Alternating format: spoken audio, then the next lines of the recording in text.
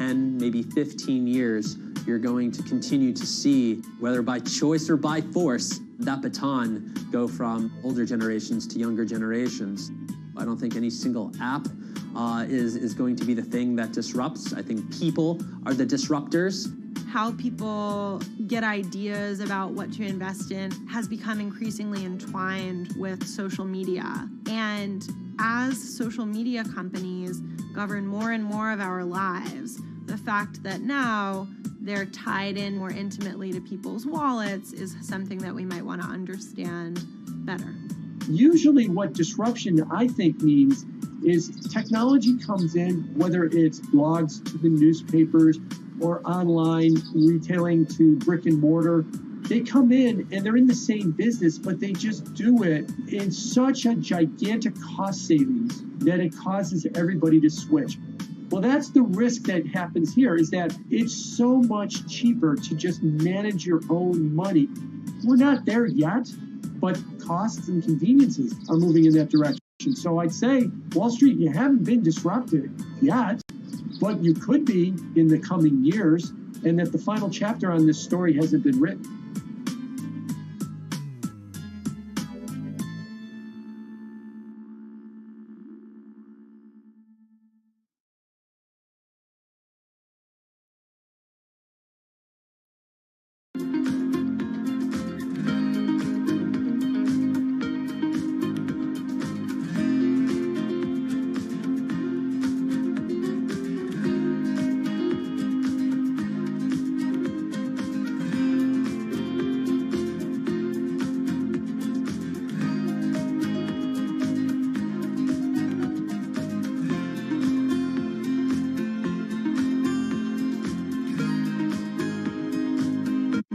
Meet Bloomberg's own David Nicholson. Now, his happy place is out in the field, on the open road. But like the rest of the world lately, he's been working from home a lot more than he's used to. COVID-19 has prompted a massive urban exodus as professionals of every ilk yearn for more space to live and work. As a result, rural areas have exploded, and they're poised to experience a resurgence as more and more families pack up and leave the big city to try out life in the burbs. But there's one problem with that. Not all internet speeds are created equal. Anyone who might need to upload or download large files for a living may not want to pack up and move to that cabin in the woods just yet. Now, David's house isn't a cabin, but it is in the woods, and inexplicably, his internet is workable. My internet is okay. I pay a lot for it. It's around $140 a month. The download speed's great, and the upload speed is terrible, which is really bad for my work because I have to upload these massive files. But I'm definitely one of the more lucky ones in this community. Just a few miles down the road, my buddy has awful internet. It's usually under 2 down and under 0.2 up, so it's often unusable. Some days it's around 1, and other times it'll drop down to about 0.2, 0.3. I just want to be able to have internet at my house without having to go outside the normal ways of acquiring internet. It's really frustrating. We're literally miles, a few miles away from downtown, and it just cuts off. This is a problem, and the solutions are not there yet, because getting high-speed internet in rural areas en masse is something our providers may simply not be ready for.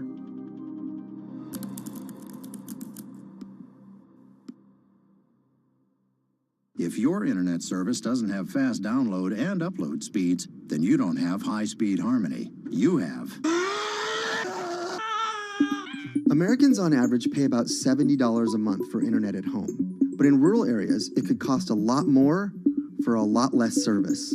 So the pricing for a fixed wireless provider here can be something between $80 and $150 for about 25 megabits per second. However, gigabit service, which is 1,000 megabits per second and symmetrical, is running at about $119 a month or $130 a month.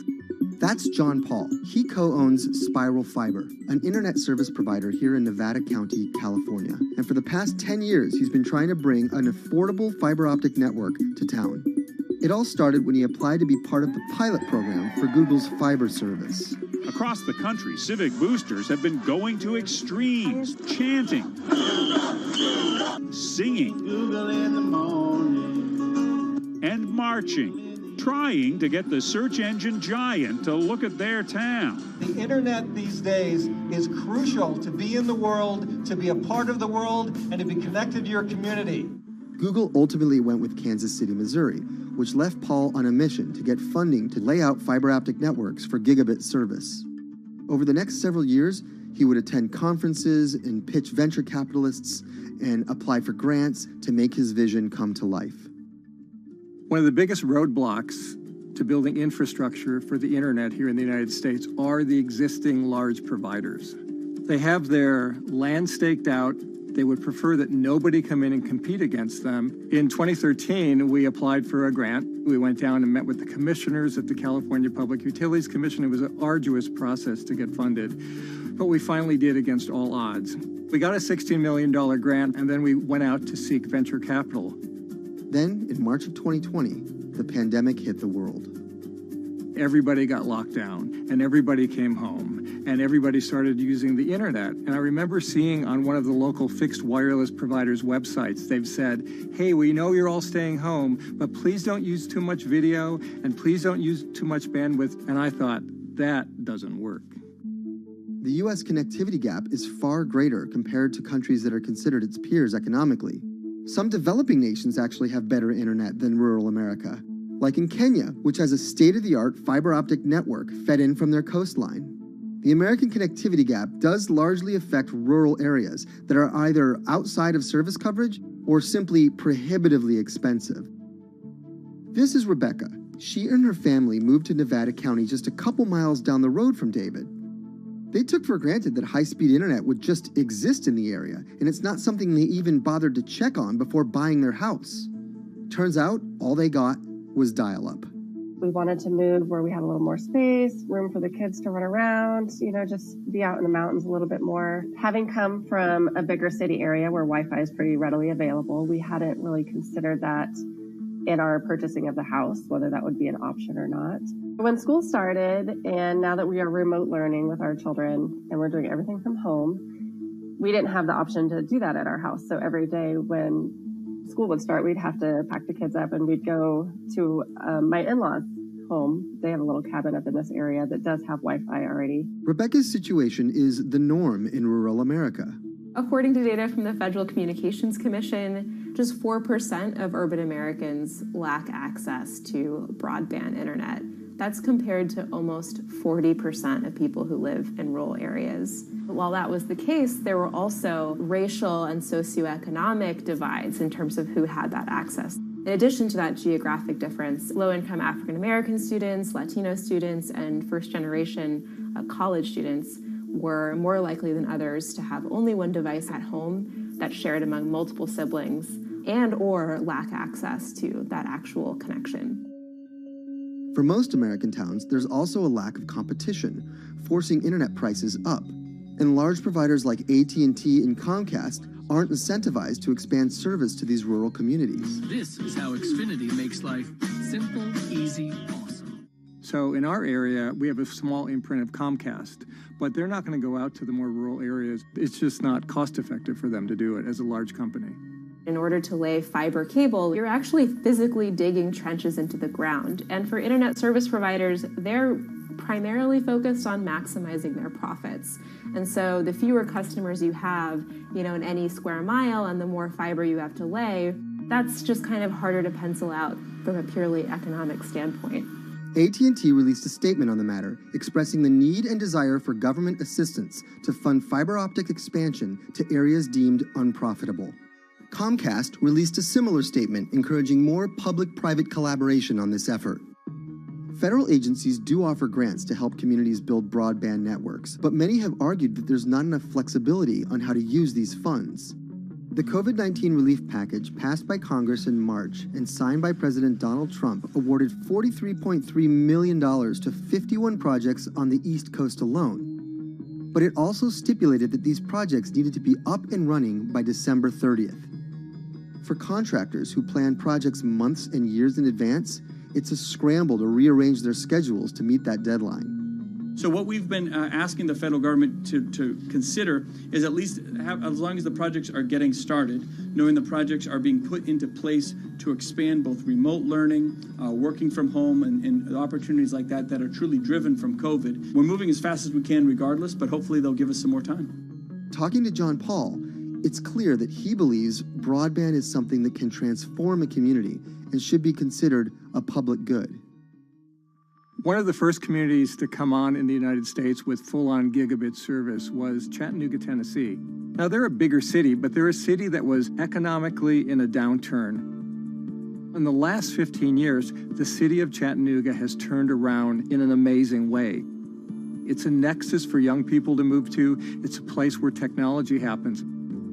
It's not just about logging on to Zoom, to connect with your colleagues who might be in New York City.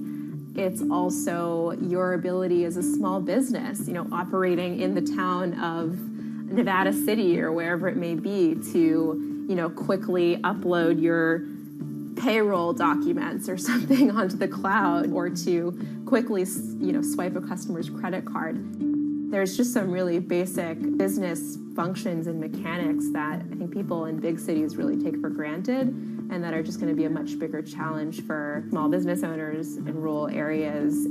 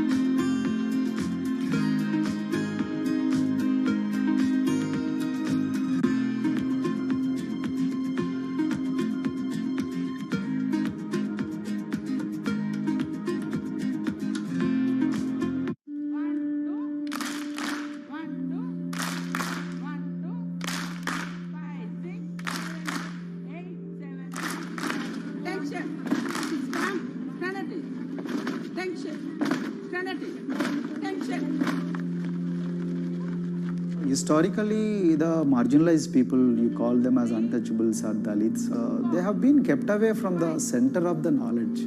Once you are born into a caste, it is very difficult for you to grow beyond that. You are stuck in that identity.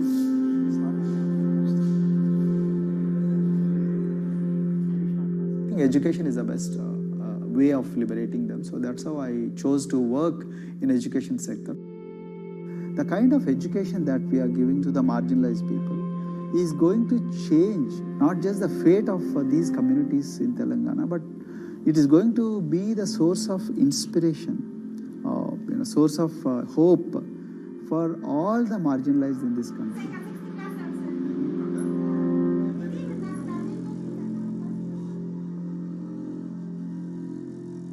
Greatest flight in India is the system of caste. For generations of Indians, the social code known as the caste system has defined how people earn a living and whom they marry. Although outlawed 7 decades ago, castes remain a significant factor in deciding everything, from family ties and cultural traditions to educational and economic opportunities. Dalits, people who are on the lowest rung of the caste system, constitute almost 1/5 of India's population of 1.3 billion. Not able to afford the high tuition of private schools, many are forced to attend government-funded institutions, which in the past have suffered from poor infrastructure, lower education standards, and high student-to-teacher ratios. But Dr. Praveen Kumar is trying to change that.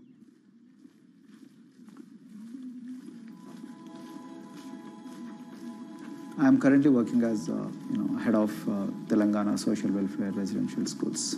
So totally above 400 schools I manage. These are all residential schools for the students who are historically marginalized but talented and then poor. My friend also Of them, 60% are girls and then 40% are boys, because girls are more marginalized among the marginalized. Their voices are always suppressed. My approach to improve the conditions in the schools has been put your eyes and ears on the ground always. Talk to the parents, talk to the teachers, talk to the students, stay in the schools and then understand their problems, their challenges, both in classrooms and then the corridors and the dorms. Then go to the dining halls and see what kind of food they are eating, and then go to their homes and then what kind of food they are getting and what kind of challenges the parents have. One of the important changes that I brought in after I took over was to complete the transformation of mother tongue to English medium, because English medium, as I said, English is the language of emancipation, a language that connects you to the whole body of knowledge in the world. So we had to train a lot of teachers. Refer to the dictionary also, okay, and find out the new meanings. As well as you're going to describe about. Hey, Richita, how are you? Hi, Sindhu. Fine, thank you. And how about you? I'm fine too. It's been a long time. Identity is extremely important. There is a scientific evidence to prove that your sense of identity is extremely crucial to your growth as a successful human being in your life. If you accept an identity which is very humiliating, which reminds you of very painful past, I think that identity will not help you to grow. I'm not saying that you should forget your past. I'm not saying that, but that should not be the bubble in which you must live always.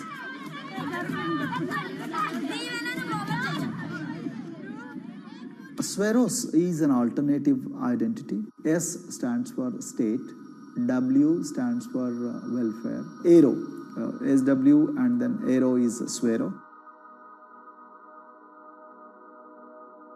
So the idea is your dreams have to be skybound. So that is what we are trying to achieve by changing the identities. Like, you say, I'm a Swero and I aim to be a doctor. I am a Swero, I aim to be a top-notch engineer. I am a Swero, I aim to be a top bureaucrat of this country. I'm a Swero, I want to be a very good actor or a musician in this world. So these are the positive images that are associated with the identity.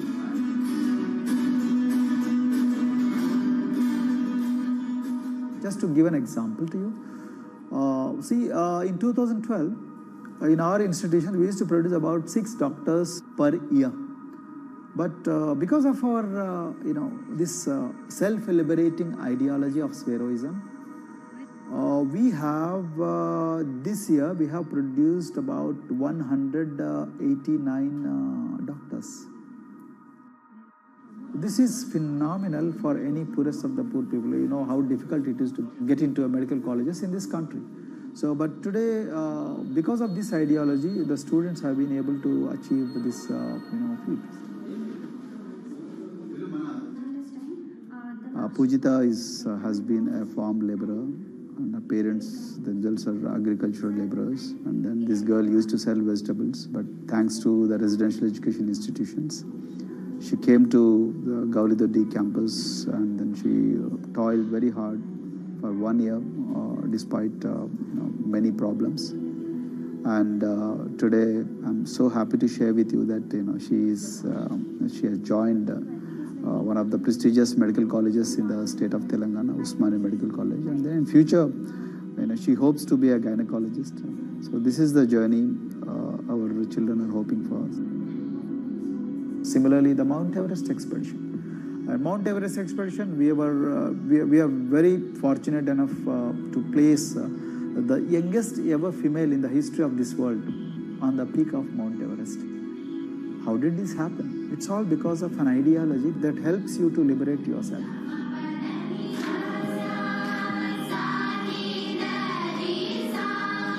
We brought a lot of extracurricular activities and most of them got institutionalized now. So, for example, music. Similarly, the games. We have so many coaching academy. We have boxing academy, we have wrestling academy, we have handball academy. So we have, kabaddi, the traditional Indian sport.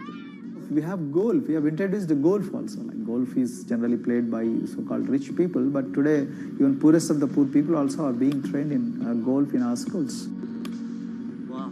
So our intention has been to give all 360 degrees, type of opportunities to the students, so that whoever is interested in whatever activity, they can go and then do it. Break the barriers, break the fence, at least mentally, because poor people have been programmed to be victims, programmed to be subjugated, programmed to be on the margins, always, programmed to feel inferior. We wanted to change all that. There are certain games which are exclusive to rich people. There are certain languages which are exclusive to middle class and upper middle class in this country. To put it in one word, the sole aim of introducing all these co-curricular activities is to break the stereotypes which are recklessly imposed on these people. Their stereotypes Dr. Kumar knows all too well. Born a Dalit, his grandparents were labourers and access to the village well was restricted. Dr. Kumar credits his parents' belief in the power of education with helping him realise his aspirations. He went on to join the Indian Police Service, attended Harvard University, and then began pursuing educational reforms back home. I attribute whatever I am today, it's to my mother primarily.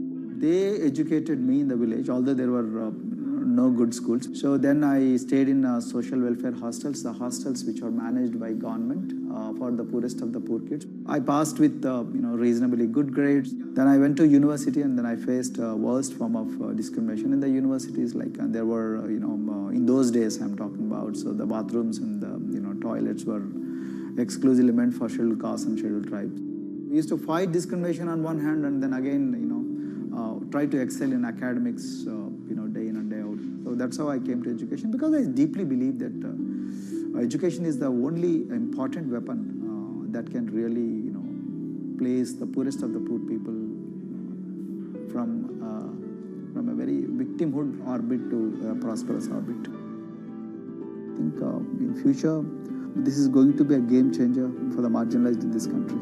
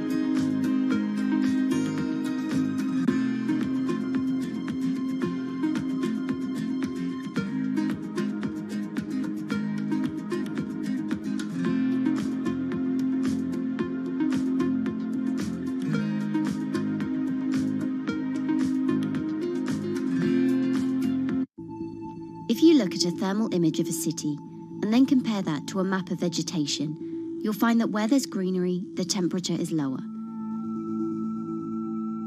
That's because things like asphalt, concrete, and shingled roofs absorb more heat from the sun than trees. This is the urban heat island effect, and it accounts for higher temperatures in cities, often by several degrees compared with their surroundings. It's becoming a huge risk to human health as growing urban populations exacerbate the heating effects of climate change. Heat waves kill more people than any other extreme weather event, more than tornadoes, hurricanes, and even floods. That's why urban heat island mitigation strategies are being studied in Singapore by a group of researchers. The government-backed project called Cooling Singapore is now in the process of combining everything they've learned to create a digital tool that can help cities all over the world, starting with Singapore.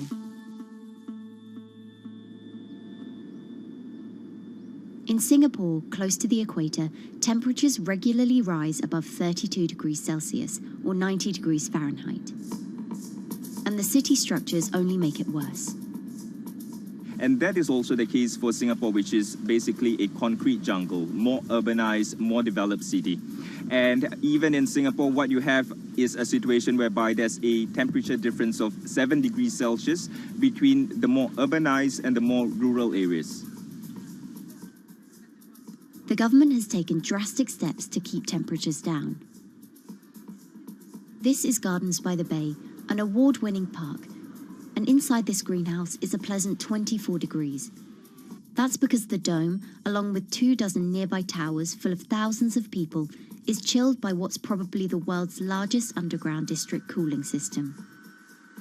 It uses a large central plant that cools water and then pipes it into banks, residential towers, an exhibition centre, shopping malls, and the city's iconic Marina Bay Sands hotel and casino complex. So one of the biggest perks of using this system for the buildings is that they can save 40% in terms of electricity usage compared to your traditional air conditioners. And with Singapore relying on natural gas for most of its power, this new system means emission savings equivalent to removing 10,000 cars from the city's roads. That has big implications for the rest of the world. If things stay as they are, more than a third of the world's electricity could end up being used to cool buildings and vehicles by 2050. As the world gets hotter, gets warmer, there is a greater need for air conditioning and as well as refrigerators, for instance. And the more people are buying these household appliances, the more energy usage they use, and they release heat more, and that then exacerbates climate change. It's a vicious circle. And so since 2017, researchers at Cooling Singapore have been identifying design solutions that reduce our need for so much cool air in the first place. One thing many cities have in common, and that's the importance of vegetation. That's a very important measure to mitigate the urban heat because of the shading effect, of course, and the psychological effects of the vegetation, and also because of the possible evaporative cooling effect of the vegetation. Vegetation can be, of course, on the ground floor in form of trees and shrubs, and you can walk under them. This is the so-called canopy layer that the vegetation forms above us. But vegetation can also go up the facades of buildings, and it can go to the roof of the buildings. Luckily, Singapore has been striving for the garden city feel for quite some time. It was a vision initially introduced by then Prime Minister Lee Kuan Yew in 1967 to make life more pleasant for people. And today, Singapore is one of the world's greenest cities in terms of urban vegetation. Kampung Admiralty, a community centre that contains health facilities and social spaces, now provides more green space than the plot of land it was originally built on. It's topped by a roofscape of staggered terraces covered in local plants, which functions as a community park. And a village green in the centre that contains farm plots for residents to tend to. Park Royal on Pickering was designed as a hotel in a garden that doubled the green growing potential of its site. There's now 15,000 metres of sky gardens, reflecting pools, waterfalls, planted terraces and green walls. And the government has big plans as well. Singapore actually has a plan to plant 1 million trees and add more green spaces over the next 10 years. It is actually a mix of wanting to reduce the urban heat island effect, but on the other hand is also to get the people to be more connected to nature. But it's not enough. The city-state has still been warming twice as quickly as the world average over the past 6 decades. That's why Cooling Singapore has developed a catalogue of other potential heat mitigation measures. When you try to mitigate the urban heat island effect in a city or in any building, in a village as well, the first place to start is by shading of the windows. You have to keep areas clear so that the wind can move through it. Water of a certain depth can act as a very good thermal buffer. If you have to construct heavy buildings such as high-rises, at least you can make the surface, the facade, less heavy, and you can protect it from direct sun penetration. We have to make sure that no combustion engines will be in the city in the medium to long-term range. So ideally, the electricity production is outside of the city, and you bring just the clean electricity into the city. You can at least minimize the use of energy in the city, and you can start to slowly convert the roofs, the facades of the city into production areas for renewable energy. In Singapore, unfortunately, this is a limited option, but in the long run, it could produce up to 20-25% of the energy, of the electricity needed in Singapore, if all the roofs and the areas in the buildings, on the facades would be used to do that. With so many different ideas, Cooling Singapore is also designing a virtual model of the city to test them out. It's called a Digital Urban Climate Twin, or DUCT, that will calculate how each element of the city's design will impact the urban heat island effect. That means we model not only the geometry of the buildings digitally, but also we model the transportation, the insulation, the temperature, the radiation coming from the sun, the weather, the local climate, the even very, very microclimate of the city, the water, the movement of people in the city. We can invent scenarios, we can design scenarios, test them before we actually build them, and if they test very well and we are sure that they will function, then we can start to build them and put them into reality.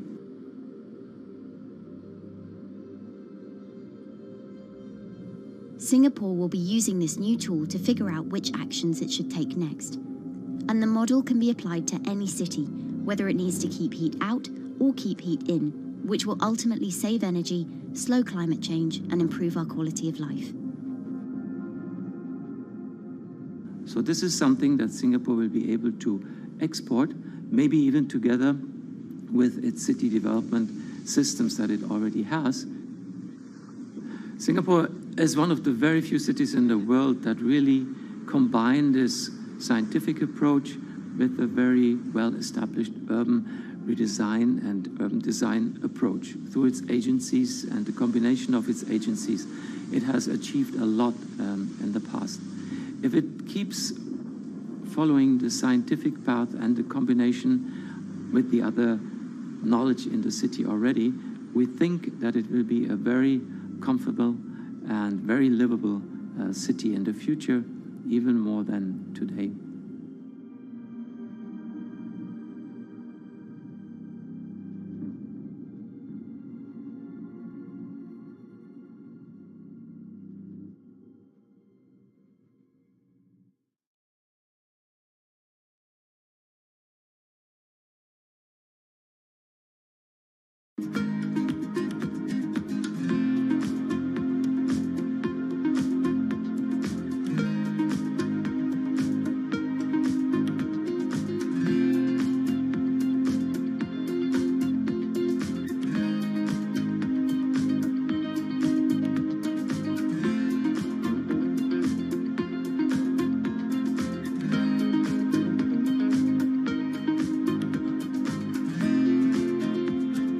Times are tough.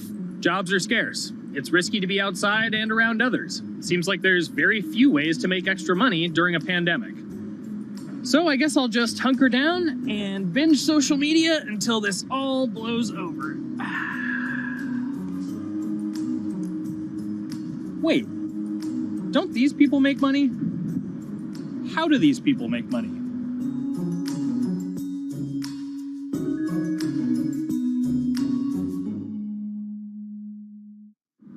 Streamers, YouTubers, Twitch stars. How do they make money? Is it a lot? Is it a lot of work? I know, I gotta ask somebody in the biz, and I got just the guy. Austin John Plays. This is your full-time job now, right? As of November of last year, yes. This was always just kind of like a side thing. Like, any money that I made from doing my videos and whatever else, I never touched that because I didn't really think of that as being like real money. And then it started coming in more and more. And then it was like I hit my first day that I broke $1,000 and I was like, this is actually going to be money. How did the YouTube channel come to be? When the game Pokemon Sun and Moon came out for the 3DS, there was like things that I learned about the game, and then I wanted to just share that information with people. And at the time, I didn't have any way to capture a screen or anything, so I found like generic footage, and I kind of put it all together with so much editing. And that video got 6 views. And then 2 days later, I made another one, and that one got 12 views. And then I just started pumping out more and more content, and people were like, this guy knows what he's talking about. It really just started building on top of itself, and then it was like, my channel really focuses on tips and tricks. So I play a straight 18 hours, and I'll finish the game or get to about the 40-hour mark, and then I'll make my first video. While I'm going through, I have a giant notepad and just scribbles everywhere, and I make these notes of like the things that stumped me, so I know the things that may stump other people. What do you need to think about if you're building your YouTube channel? 1, you need to do something that you're passionate about. Not that you like, not that you think you're going to make money on, something you're passionate about. The other thing is something that other people are passionate about. It holds a special place to them. And third is, it needs to be something that people are going to seek out information on.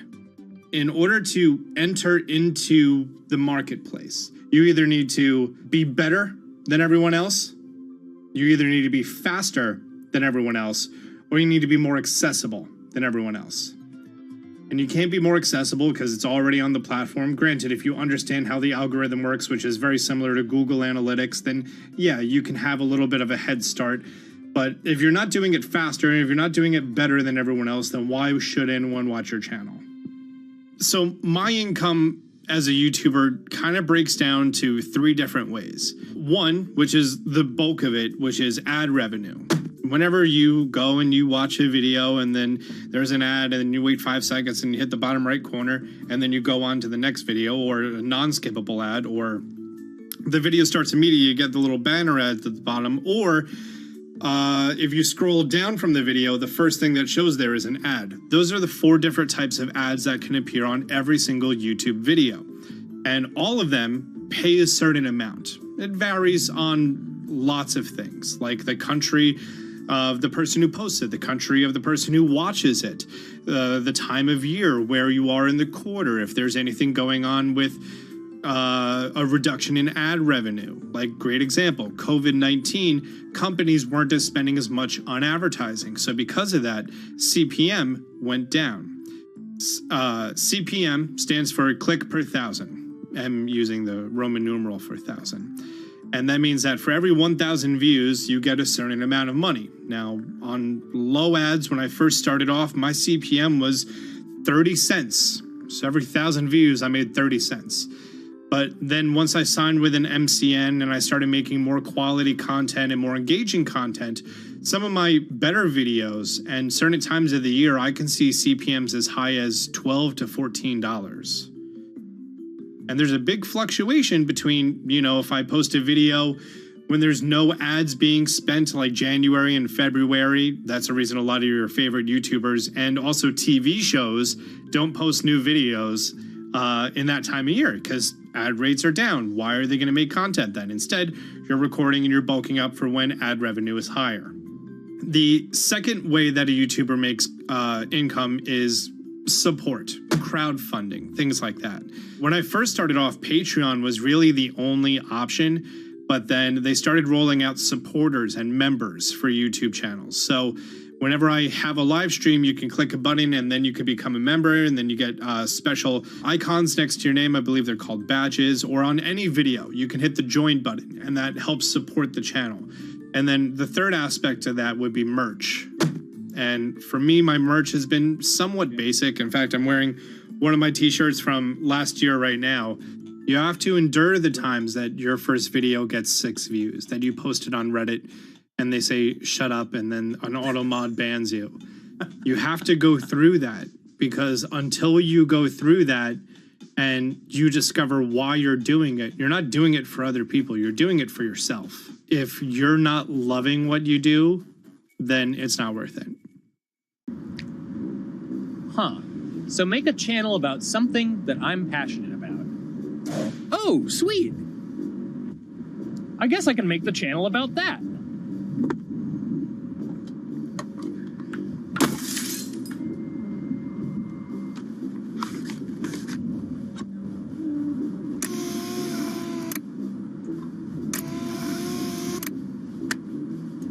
Now, how do I grow an audience? How do I get popular? It's all about diversification, right? You have to have a massive Twitter following. You have to have a massive Instagram following. You have to have a massive YouTube following. Of course, you have to be on Twitch, which is the key platform. But basically, any way you can get in front of your audience, you can engage with your audience, is going to drive those clicks, which ultimately drives the advertiser revenue that you get back from all of these platforms. It's me and Dan playing video games and talking in a funny manner over them. They're not just people who are good at games. They're actually people who are good at online engagement, online entertainment, first and foremost. You have the right to remain stylish. Anything you wear can and will be used against you in the court of fashion. The streamer is either very, very talented at the game. The best player in the game is generally going to draw a crowd because people like watching people who are very good. On the other hand, they're either very, very good or funny, charismatic, whatever it is on that side. Oh, no. You know, it becomes more of a show where they talk about other things outside of the gaming world, and gaming becomes really just a backdrop and an excuse to engage with that audience. There were those weird, like, Ronald McDonald, like, straight to VHS movies. You remember those? I'm personable, I'm chatty. I would kind of, when boring things were happening in the game, I would ramble on about, movies I'd watched or books I'd read and, or conversations I'd had and stuff like that. And so I think being personable was a big part of that. It's not just getting on and playing games. It's getting on and being an entertainer. You are putting on a show. All right, now let me go ahead and grab the samurai sword that every gym has. Okay, he's dead. To have a larger audience and to have that audience, I think, stay with you, you have to bring something extra. You have to find your niche. You have to find what works and what connects with the audience and what makes them laugh and what makes them keep coming back. You got to make it a little more exciting, all right? Throw in a hanging bishop. Have everybody in suspense for a moment. I think the real most important thing is to just get used to being on camera. Like in any sort of performance thing, is get used to talking on camera.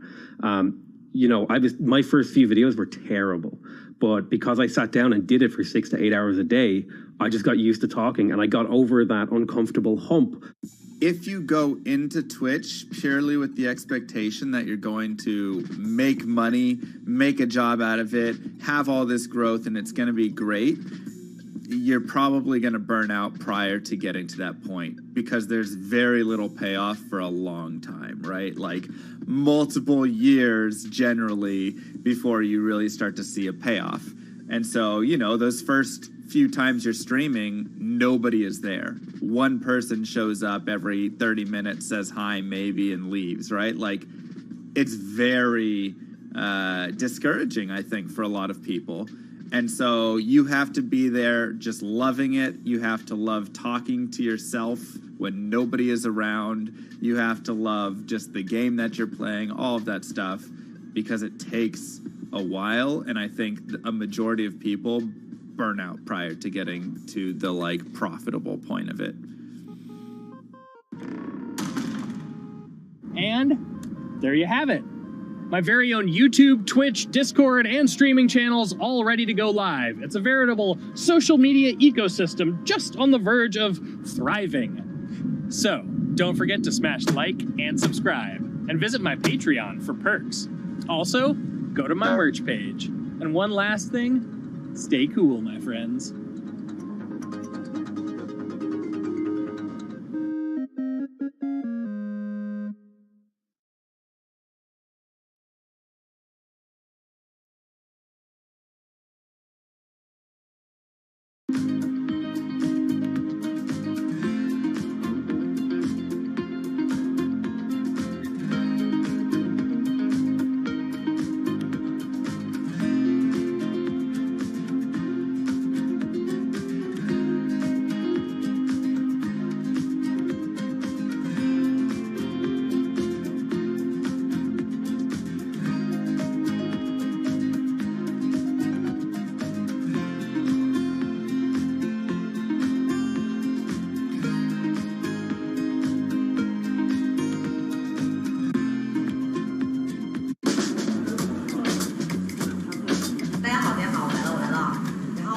This is live stream shopping, one of the hottest trends in China.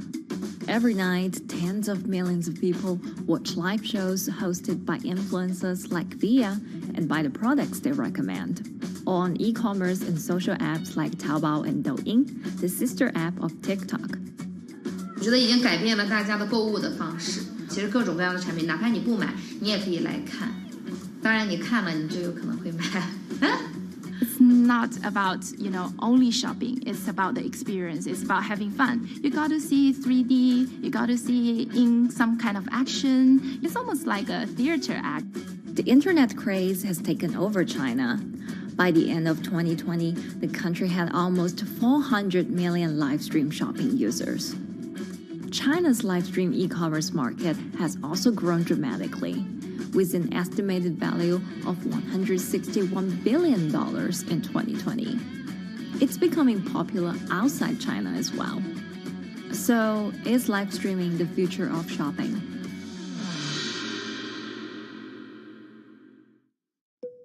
Live streaming is not a new thing. In China, it started in 2015 with the rollout of 4G. And it was first used for entertainment and socializing. Many live streamers performed for their followers or chatted to them, making money by receiving virtual currency and gifts. In the West, live streaming is mainly the domain of avid gamers. In China, it's broken into e-commerce. China actually has a very big e-commerce empire, so it uses these super apps, what we call that you have payment, you have search of information, you have recommendation system, and you have huge amount of goods available on the platform, and as well as a lot of consumers. So with this advantage, they merge these features of live streaming to make the influencers actually sell goods. Here is a perfect choice: nice neutrals, beautiful print, nothing overwhelming, and the warmth and comfort of flannel. This is item. Traditional TV shopping involves a one-way direction, whereby a host introduces a product, demonstrates certain things, and say, call this number or something. But live stream shopping is live. That in itself is a very, very big difference. It causes different psychology. And live stream shopping is a very entertaining way of actually engaging someone else. When you shop, actually, this live streaming video will continue. It will minimize into a corner, and you can buy the items and pay all on the same app. And after that, the live streaming screen will just enlarge by itself, and the promoter will come back to screen. So it's very convenient. Taobao, one of China's biggest e-commerce platforms owned by tech giant Alibaba, added a live streaming function in early 2016. In the following years, other e-commerce and social platforms like JD and Douyin also integrated this feature. 开头的时候还是有很多的挑战的，对画面的这个流畅，然后是否能够很真实的去还原商品，它其实在这个上面是有很高的这个门槛跟技术的这个卡口在的。不管是我们的这个用户的接受度，还是商家的这个上手的这个难度都很高，但是这几年下来，基本上难点在不断被突破的。Over $70 billion worth of goods was sold via live stream on Taobao in the year through March 2021. Latest surveys show that over 60% of live stream users in China were watching shopping shows, and over 65% of them shopped at least once via live stream. In 2020, live stream shopping got a huge boost during the pandemic, when millions of people were in lockdown and many retailers were pushed online. People, during the lockdown, felt like there's a need for more social interactions. This live platform creates an interesting kind of environment that gives people the sense that I'm actually interacting with you. And then live stream shopping brings in a lot more variety of things that people could buy and satisfy, the sense of losing control, especially during the pandemic. At the heart of this craze are the top influencers who have tens of millions of followers and sell products worth millions of dollars every night. They often use their star power to get bargains from retailers, which in turn boosts their own sales and influence. So if you think about China's live streaming, you have to know the king and queen of the influencers.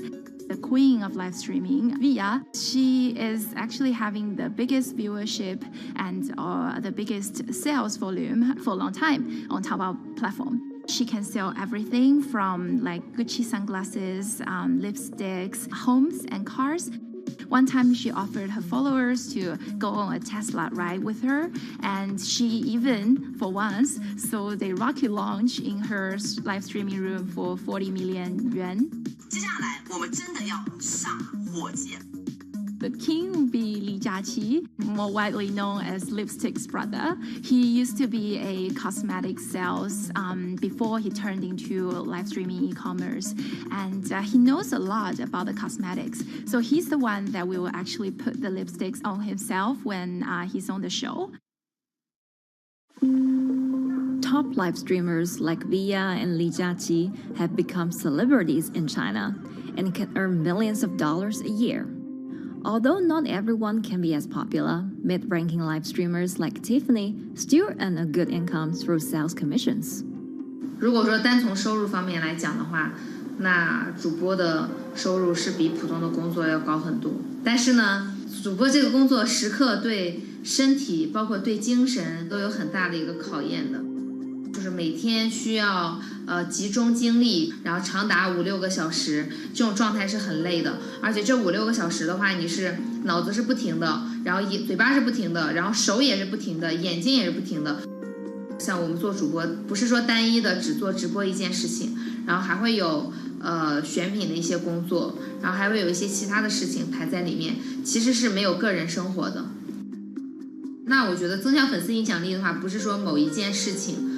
可能今天做了什么事情你就增大了影响力，而是每天不断的内容的输出，粉丝不断的可能对你的了解，慢慢的信任你。没有芝麻酱的味道，如果吃不习惯的话就慎买。A lot of successful live streamers are generally very good at communication. They're very good at articulating very simply what a product does, what a product doesn't do. In order for them to sell, they need to be trustworthy and appear trustworthy, and they need to, show in some ways that they're authentic, right? So for Via and Li Jiaqi, they are able to articulate that quite a bit through their body language, through what they say. For example, Li Jiaqi will also sometimes say bad things about certain products because to him that's his honest opinion, and sometimes people want to hear that. And so they seem very credible, they seem very trustworthy, and don't forget, they're also very entertaining and very interesting. If you're familiar with Li Jiaqi, he won a Guinness record for like the most lipstick applications to models in like 30 seconds.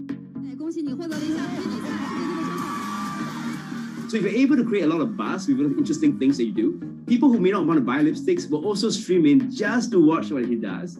And then from there, you might get hooked. 这就是一般女生出门的时候涂的口红的颜色。Live streamers also use sales techniques such as limited time or supply. This sense of scarcity can often encourage viewers to buy. The platform in itself creates and enhances some of these things because you see it live. Something we call social proof has taken over, meaning that, hey, other people are interested, other people are joining in, other people want the same product. And they add it in the chat and they ask questions and they say, oh, I want this too. What happens then? It makes the whole product even more scarce.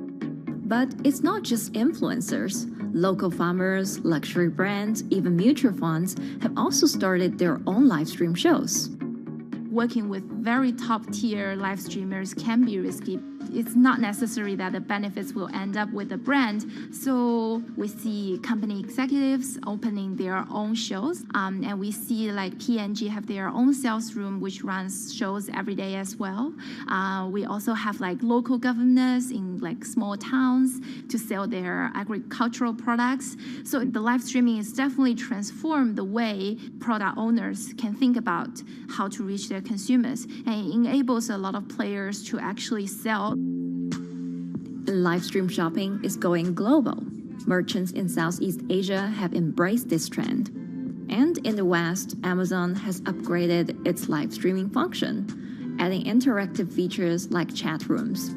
Companies, including Google and Facebook, are also developing and investing in technologies to integrate video and e-commerce.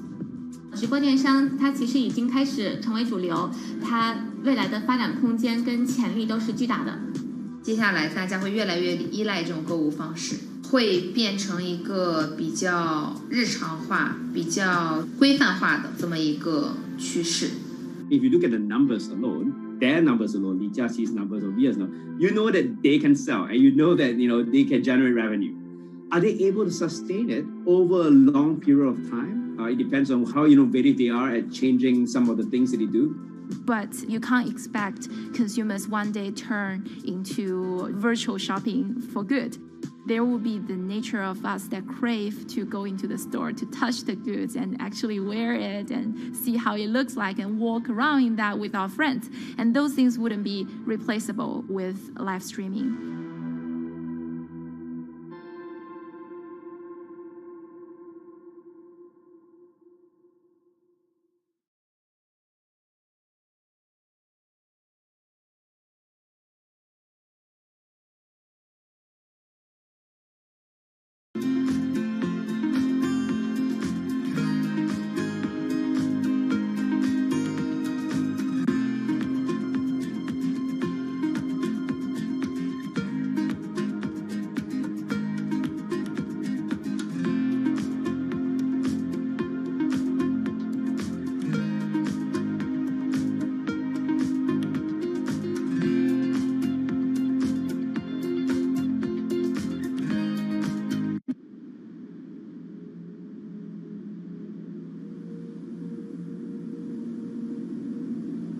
You could imagine that the oceans are actually the largest battery.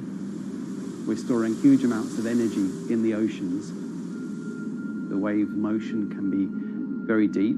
It can extend down several hundred meters. And once it gets to the near shore, from about 50 meters, the whole water column is moving backwards and forwards.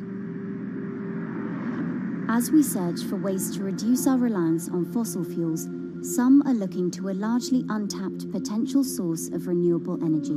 In theory, waves off the coast of the United States alone could generate over 2 trillion kilowatt hours of electricity a year, enough to power more than half of the country.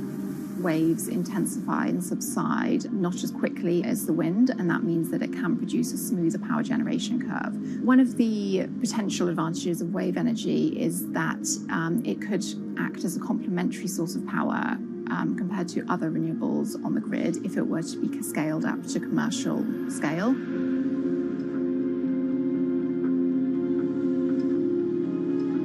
For decades, engineers have been trying to convert wave energy into electricity, but a host of technological and financial challenges have complicated their efforts. In the years from around 2006 to 2015, there were a spate of bankruptcies in the sector, and this was largely because of a lack of kind of continuous proven projects out at sea with reliable electricity generation. Since then, companies have been trying to develop the technologies at a steadier pace and with a smaller cash burn. But the same questions remain. Can companies develop devices and technologies that actually work? Is wave energy just a novelty or something that can become a major renewable energy source?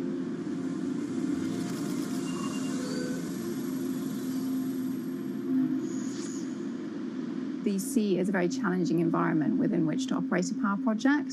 So seawater is corrosive and conditions are very rough. So this means that power projects don't have a very long lifetime, and it increases operating and maintenance costs. Partly because of that, many early wave energy projects hit rough waters, such as the Palamis Wave Energy Converter in Portugal and the Isla Limpet project in Scotland. But that hasn't stopped others from trying. Companies are focused on testing projects out at sea, proving their durability, trying to raise capital and bring down cost. The sector hasn't really converged around one single technology design, and companies are kind of undecided about which design works best.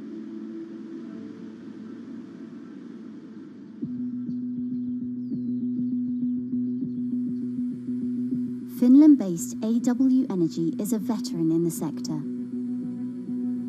The first proof of concept of the company's device was made in the 90s after diver Rauno Koivusaari observed the strong back-and-forth movement of a hatch cover in a shipwreck in the Baltic Sea.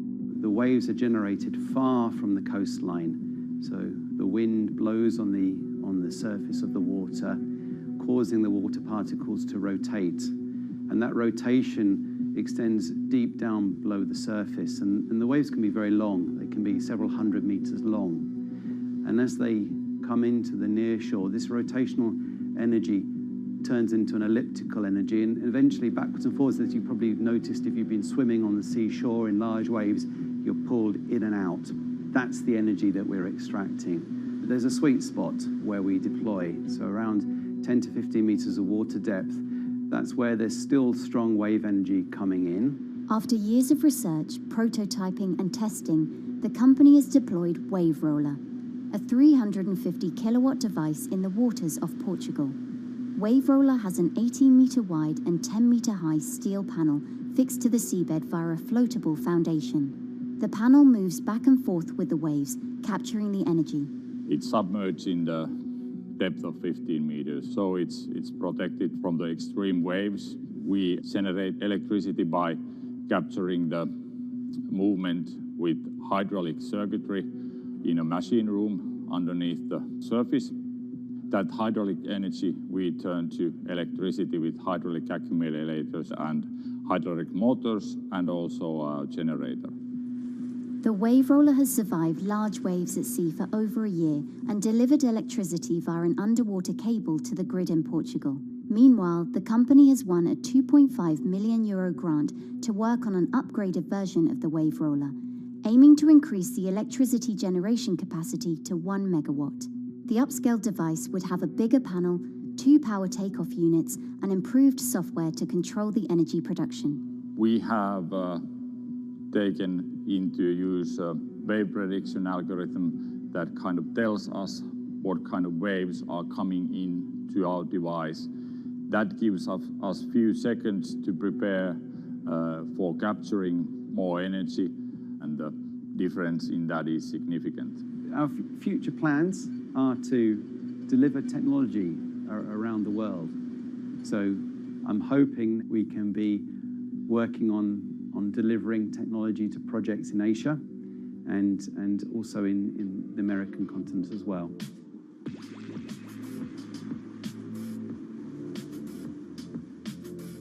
Meanwhile, Israeli company Eco Wave Power is taking a different approach to capturing the power of the ocean. For the company's founder, Ina Braverman, developing new sources of renewable energy is a personal mission. I was born in Ukraine in 1986, and 2 weeks after I was born, the Chernobyl nuclear reactor exploded, causing the largest in history nuclear disaster. I was one of the babies that got hurt from the negative effects of such explosion. I had a respiratory arrest and a clinical death. Luckily, my mother, a nurse, approached my crib on time and gave me a mouth-to-mouth resuscitation, which saved my life. I got a second chance in life and decided to do something good with it. Growing up, Ina wanted to be a politician to positively change the world. After working as a translator at a renewable energy company, she decided to change paths. Solar and wind energy were fully commercialized. There were a lot of amazing technologies implemented everywhere. I saw that wave energy, although it's an immense source of electricity, the biggest companies in the world are trying to develop wave energy with no success. And there was kind of a race going on in the world of who is the company that is going to develop a viable wave energy solution first. In 2011, the then 24-year-old Ina co-founded Eco Wave Power. Instead of installing devices offshore, the company's devices are attached to existing breakwaters, jetties, and piers. Our technology is very cost efficient, especially in comparison to the offshore technologies, because we don't need any ships, divers, underwater mooring or cables. We install on existing man-made structures, and all our expensive equipment, the generator, the hydraulic conversion unit, the automation, is located on land just like a regular power station. This is the EcoWave Power conversion unit that has been operating in Jaffa Port since 2014 until 2020. Here you can see how the technology works. Basically, the floaters are going up and down and pushing the hydro cylinders, which transmit biodegradable fluid into land-located accumulators. A pressure is being built. The higher the waves, the higher the pressure, which is used to turn the hydromotor, which is turning the generators. The whole system is controlled by a smart automation system, which you can see right here. And in case of upcoming storms, the system automatically raises the floater above the water level and keeps them in the upward position until the storm passes. The company has been operating a 100-kilowatt grid-connected device in Gibraltar since 2016, which is enough to power 100 households. Currently, Ina and her team are working on another 100-kilowatt project at the port of Jaffa in Tel Aviv. The project will be also the first time in the history of Israel that wave energy will officially connect to the electrical grid.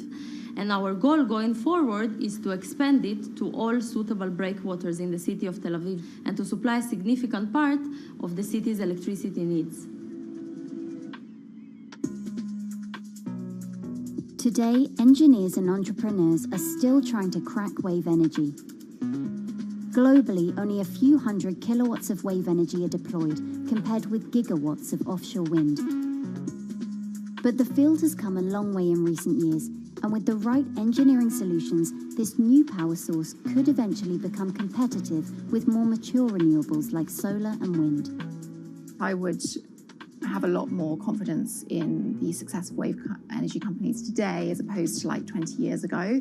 But in the next few years, or maybe the next couple of decades, it will be more likely to be used in remote locations like islands that are otherwise dependent on expensive diesel power, or out at sea on gas decommissioning rigs, or for powering underwater autonomous vehicles. So definitely, wave energy can compete with other renewable energy sources, but I personally believe that this is not a competition. In order to have a 100% renewable energy-friendly world, we need all renewable energy sources to work together.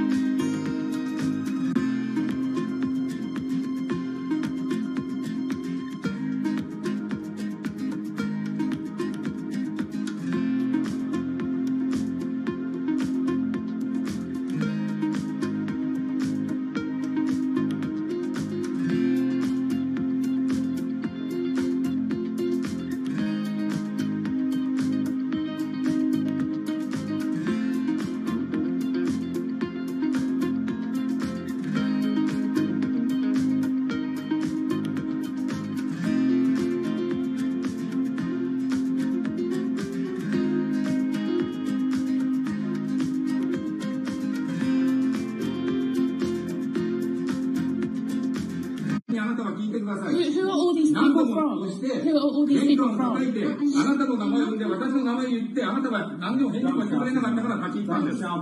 So can you please tell me?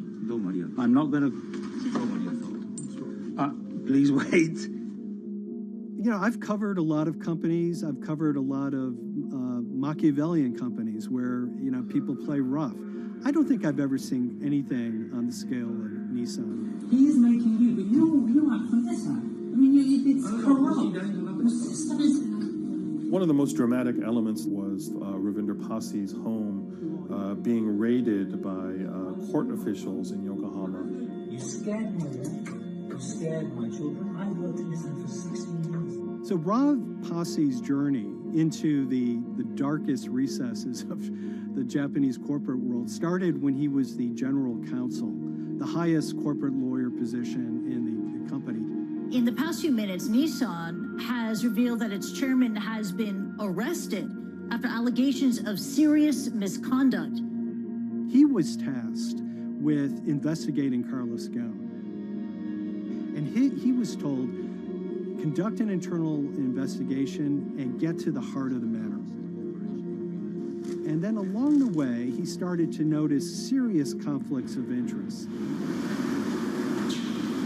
He is one of the few people who knows an extreme amount of detail regarding the alleged crimes by Carlos Ghosn, and he's now ready to tell his own story on the record about some of the events that happened.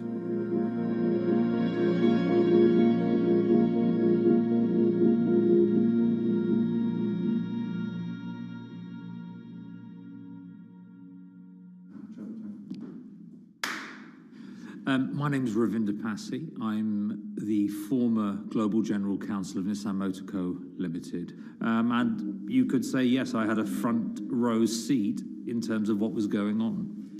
When Carlos Ghosn saved Nissan years ago, he was depicted in Japanese comic books as this hero, and now maybe we'll see comic books where he's the villain.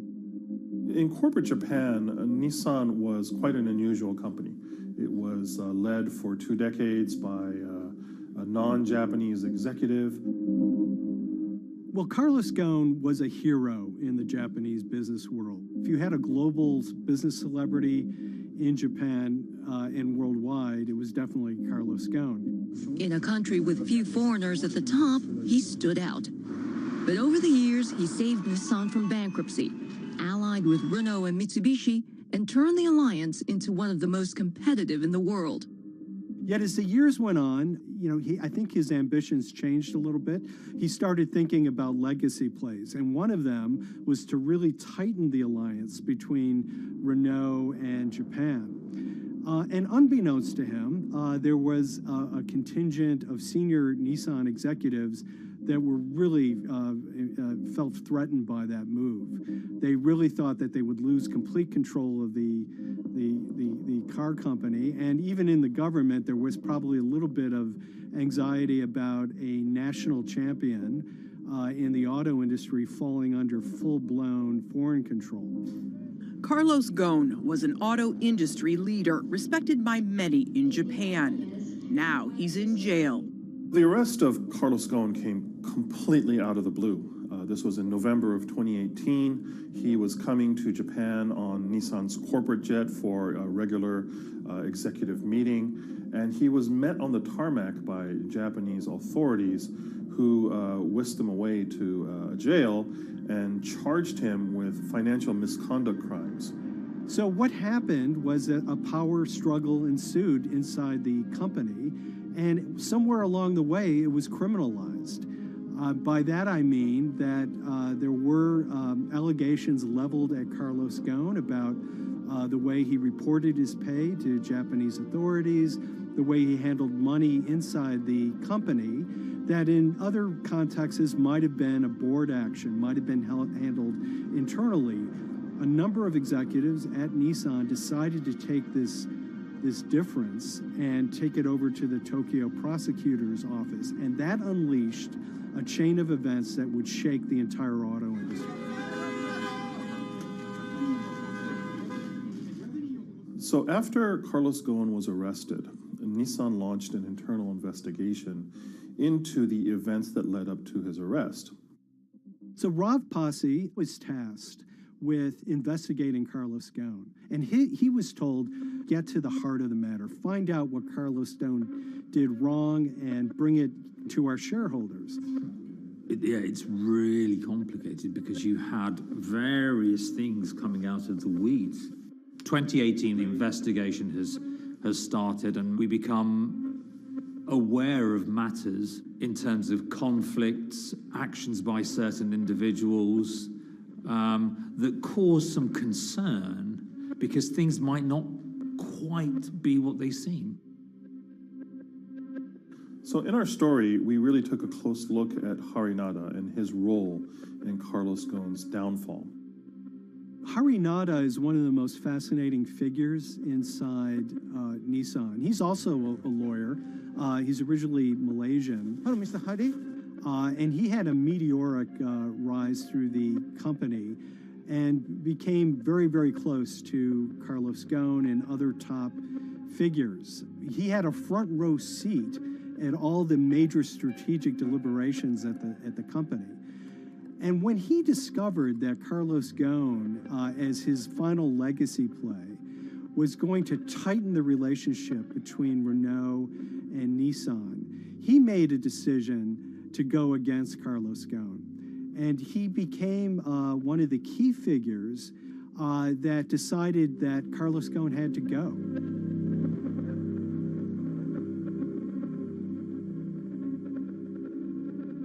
Harry Narder was somebody who actually recruited me into the company. So I have a long-standing relationship with him, or did have a long-standing relationship with him. For many, many years, he was a mentor. I had doubts about the credibility of the process right at the start.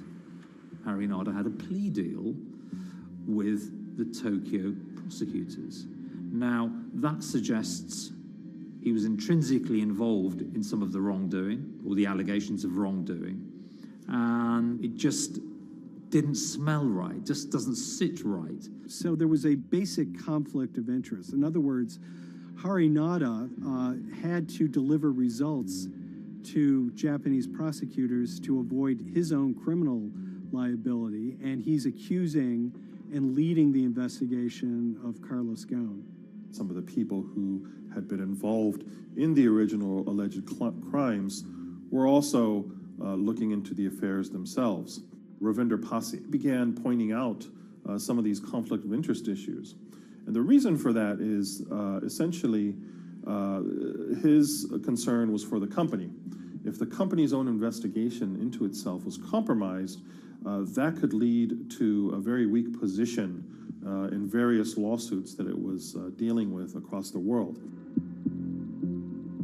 I had discussions with Harry, discussions with the statutory auditors about these conflicts, discussions with HR about some of these conflicts, because at that point, we reported into him. You know, at the time, everything was quite, as you can imagine, it was, we've got to do this, we've got to do that, we've got to move fast.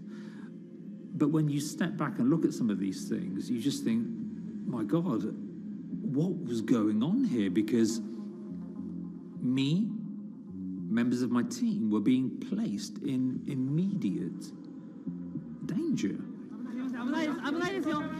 Your chairman's been arrested, a representative director's been arrested. They both happen to be foreigners. And then now what we need to do, we're being instructed to do, is certain compliance professionals need to go into properties in Brazil, for example, and retrieve evidence. They've got to do it very carefully, because if they don't do it carefully, they're going to get convicted of criminal activities. And likewise, when a team of lawyers were commissioned to go to Lebanon, I mean, one of my immediate concerns was, why are lawyers from Nissan being sent to go to Lebanon to retrieve evidence? These are just lawyers, they're corporate lawyers from Nissan. You had revelations that a number of executives had benefited from share appreciation rights when they shouldn't have. I mean, you know, substantive amounts of money being taken by these guys when they weren't entitled to take them. And you do think, yes, how is this going to look later on? It's going to look quite concerning.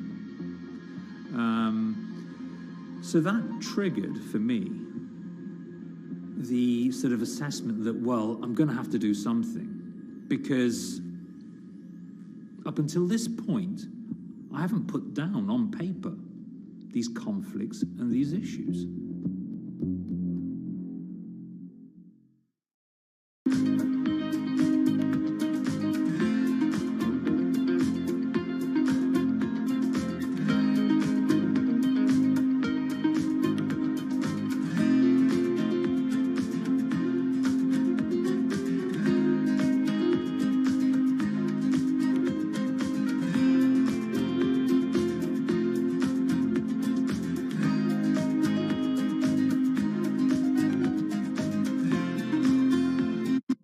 So Rav Pasi makes a fateful move. He writes this letter to the board listing every suspicion he has in great detail, backed up by evidence, backed up by memos of why this internal investigation had serious problems.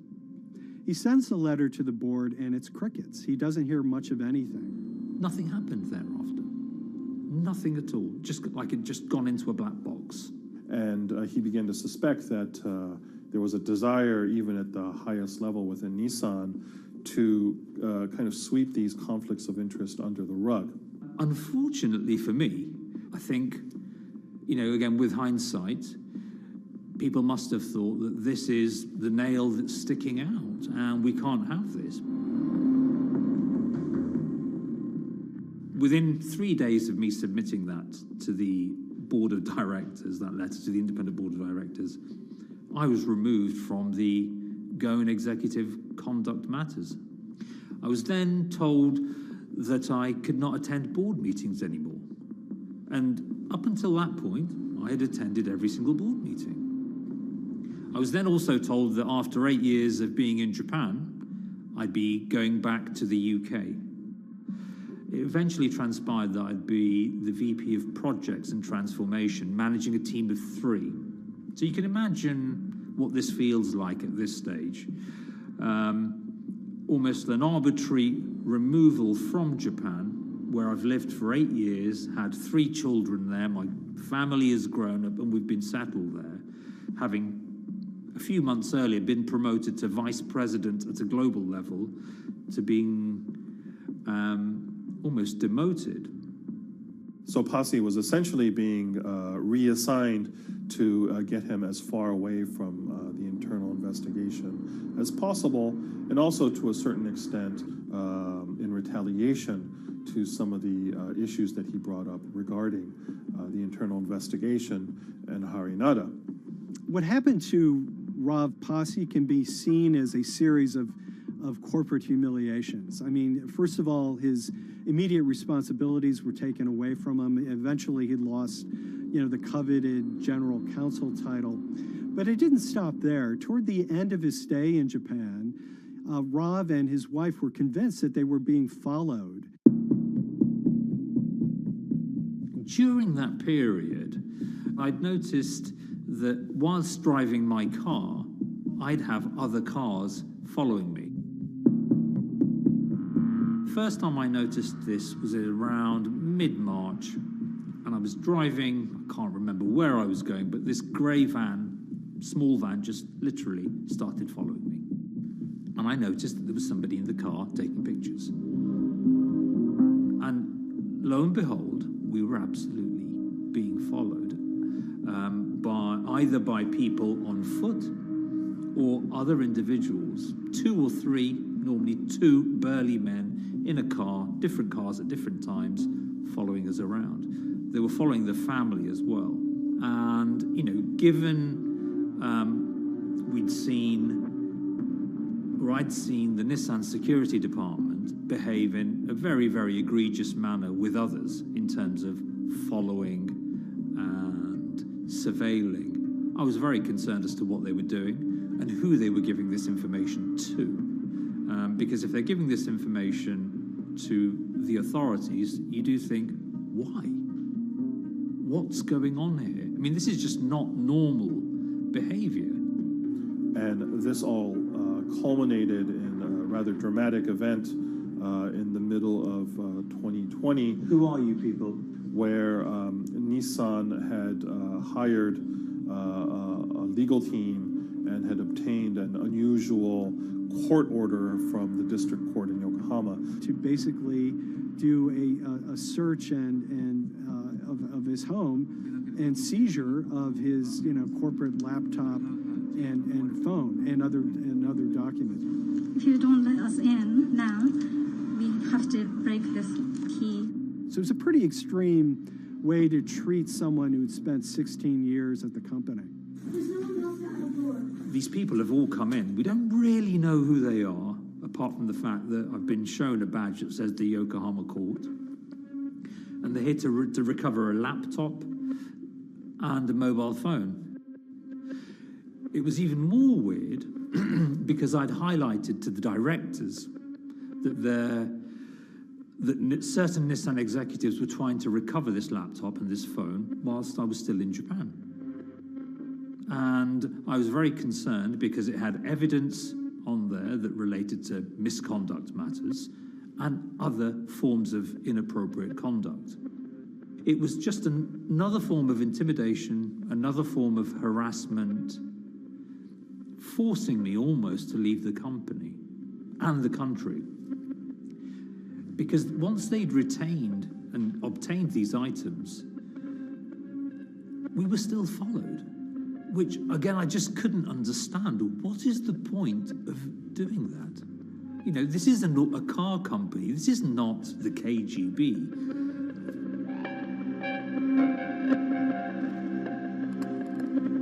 I think it's fair to say that Rob Posse didn't have full battlefield awareness of all the intrigue going on at Nissan. I mean, Hari Nada is interesting because he's both charismatic and charming, and one of the most brutal corporate infighters one could ever run across. This is a confidential company email, right? You should not have this. If he had fallen into line, he would probably still have his job at Nissan, be paid very well, and continued his work. A career that he spent 16 years building at Nissan is irretrievably broken. It's been smashed to smithereens. He and his family paid a huge price, certainly. But in terms of being able to sleep at night, I think, he's come out ahead. I highlighted issues to the highest levels of the company so that they could be dealt with appropriately by those in charge. There was no response to those, and there was retaliation against me. What's really profound, like absolutely profound, is that none of your colleagues, I mean people who you have known for years, forget it. Yeah. You're on your own. Yeah. And you got to be ready for that. You've got to be ready for that. If you take it on anyway.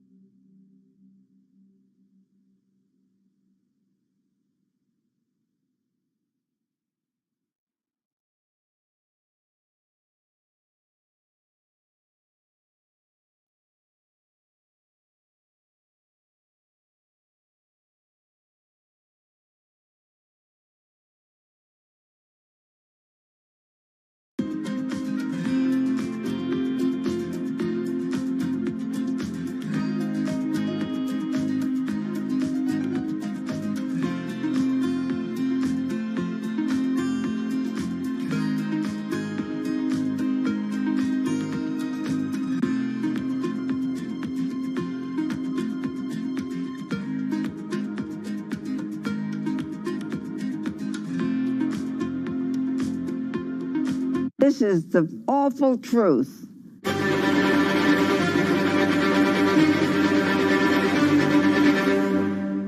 There's always someone in the family that's pushing it.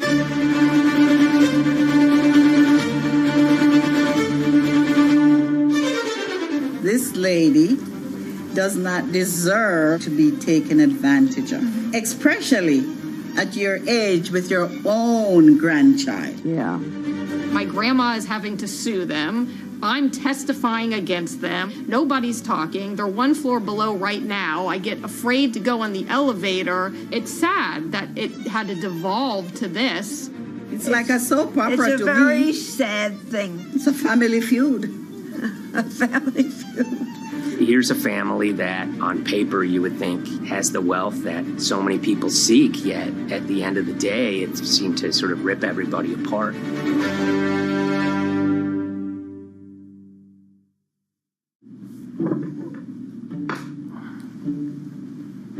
My name's Tom Schoenberg. I'm a senior reporter here at Bloomberg News, cover financial enforcement. I was approached by someone close to the Schottenstein family and asked whether or not I would be interested in writing about Beverly Schottenstein and this case that she had against J.P. Morgan. And it was immediately clear that there was a great story here to be told.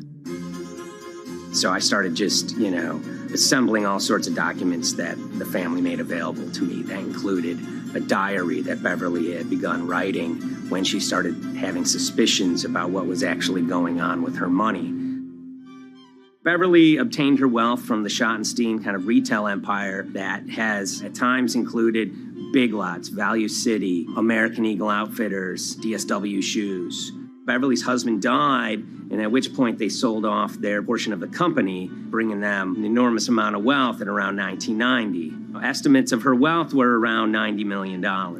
She, for many years, had that pool of money being managed by outside advisors. Her grandsons in the late 2000s had both graduated and were becoming financial advisors. She gave them a little bit to work with, and over time, her grandson, Evan, became the trustee of her entire estate.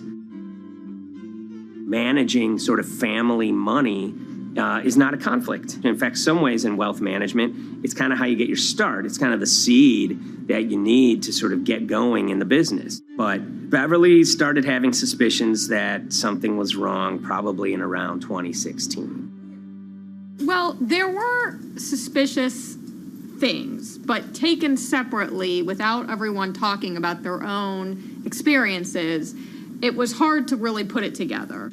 She had written a check to her caretaker, Dawn, that bounced. So she went down to her local Chase branch to sort of find out what was going on. She wasn't getting paper statements in the mail, so she asked them to print out a number of her statements having to do with her checking account and her credit card account.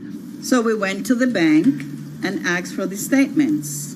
And she got a whole year and going through all of them, page by page by page. And it was there she saw all sorts of charges that she said she didn't authorize or didn't know about. I was becoming very, very suspicious. I was starting to look in the money part, and that's what bothered me more when I saw that money was going, and I was not a big spender.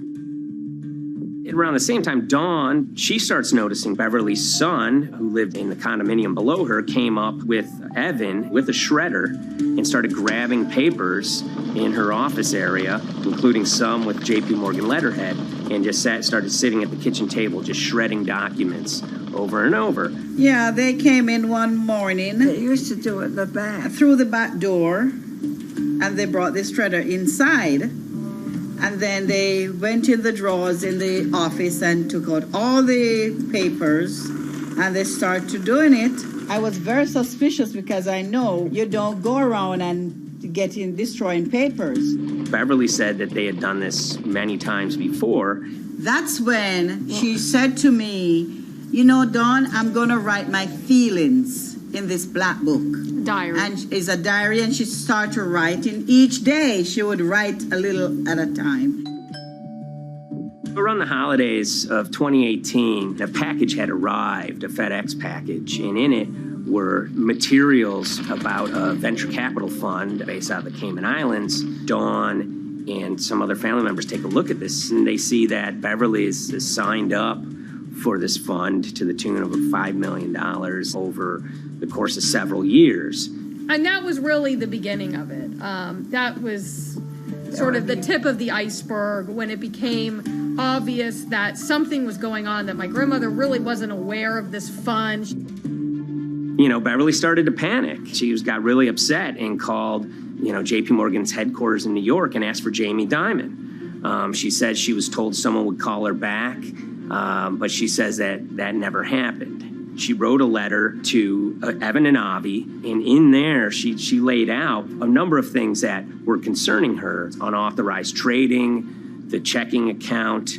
She had about $1 million worth of jewelry in a safe deposit box, and that her son Bobby had the key to that box, and that jewelry had gone missing. All this was kind of packaged in this, 5-page handwritten amendment to a will and trust. There's such an evolving narrative about why the jewelry was taken. The only truth we really know is that the jewelry is gone. But why it happened, there have been a lot of different stories. You just don't take your mother's wonderful things and hand it out. And they emailed that note to JP Morgan to seize all activity on her account. And it ended up setting off a firestorm after that. As soon as they got this email that there was a cease and desist and that she wanted to send her money and change brokerage firms, they were actually vacationing one floor below downstairs. They're there right now. The next day, Beverly's in her place. The granddaughter's still in her place visiting. Dawn is there, and up comes Bobby kind of barging through the door. And he's screaming about what was sent to the JP Morgan. They're now investigating now. And he's furious, takes his mother and sort of puts her into a chair, gets pen and paper, and she says physically forced her to write a retraction letter. They were pushing me around. It was a scary time. I was really afraid too. I had to take her to the doctor, and she did an x-ray because she was in so much pain. The locks had to be changed. The phone number had to be changed. I really thought we were going to have to hire guards to be outside just for protection. Oh, it was terrible. Horrible scene. Beverly brought her case before the Financial Industry Regulatory Authorities, usually known as FINRA. It took several months of hearings. She sees all sorts of transactions that's going on, hundreds of them that she claims that she never knew about, never authorized, but yet were logged in JP Morgan's files as having been direct requests from her. That included the sale of a large amount of Apple stock worth several $1 million, as well as all her stock in Big Lots. Over the course of their time with JP Morgan, Evan and Avi were making all sorts of trading on her account that was generating millions of dollars in commissions for themselves and the bank, yet she was not sort of getting any of the type of gains that you would expect sort of an $80 million account in a bullish market to be able to get. They issued a ruling entirely in her favor, finding that her grandsons, as well as JP Morgan, they were liable for violating their fiduciary duty, misrepresenting themselves, and they also found that the bank and her grandson, Evan, were liable for elder abuse. Evan and Avi, they were fired from JP Morgan. They issued an award of about $19 million. I reached out for comment, and JP Morgan emphasized that Evan and Avi were no longer with the firm and that their actions do not represent the sort of values of the bank. I reached out to Evan and Avi, heard back from their lawyer saying that, they disagree with the law and the facts that FINRA kind of used to decide the case against them and are seeing if they can have it withdrawn. Her son, Bobby, wrote her a letter, said his sons weren't criminals, and he also admits to taking her jewelry. And he says he needed it to pay off some bad business debts he had. They never once came up to say, I'm sorry. If there had been an apology and some acceptance, and asking for forgiveness from my grandmother, I don't think we'd be in the position that we are now. Since the piece came out, we've received dozens of messages from people, many of whom are telling their own sort of personal tales of, kind of financial advisors gone bad, or family members who got control of an estate and abused, those within.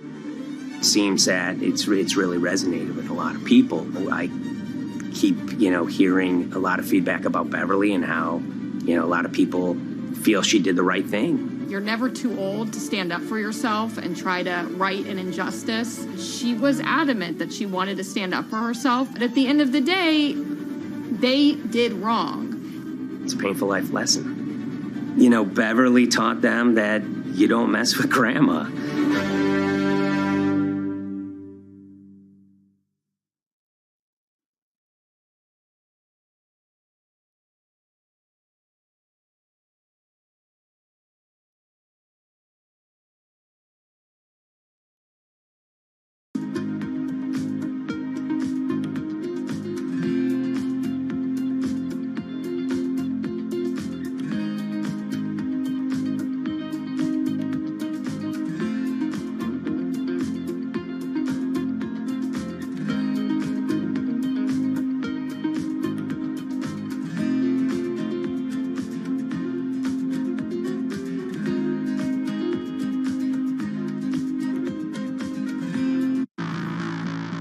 On April 20th, oil markets did something they never had before, and they crashed, went into negative territory and closed the day at minus $40. Meanwhile, in a place called Thaden Boyce in Essex, a group of 9 traders, led by a guy called Cuddles, made $660 million over the course of a couple of hours. The price of oil has collapsed to a record low. We've never really seen anything like it. WTI this morning down more than 35%. People maybe wouldn't have been so surprised if the oil price had fallen to zero, but the oil price went to minus 38. It went far lower than anyone had expected. And so lots of people in the market were saying, well, hang on, something else is going on here. A couple of months later, I started to get wind through a kind of network of sources that a tiny firm in the outskirts of London had made a huge amount of money that day and potentially had some part to play in what happened. The information we got was that 9 traders at Vega Capital London had made in the region of $660 million in one day. As a group, I think they made as much money in one day as Apple makes from its international sales in one day. I mean, it's an insane sum of money. Did they pull off a fantastic trade? Did they predict the way the market was moving and get it absolutely right? Or was there something else going on, and had they actually done something that breached market rules in a bid to sort of push the market? And that investigation is ongoing.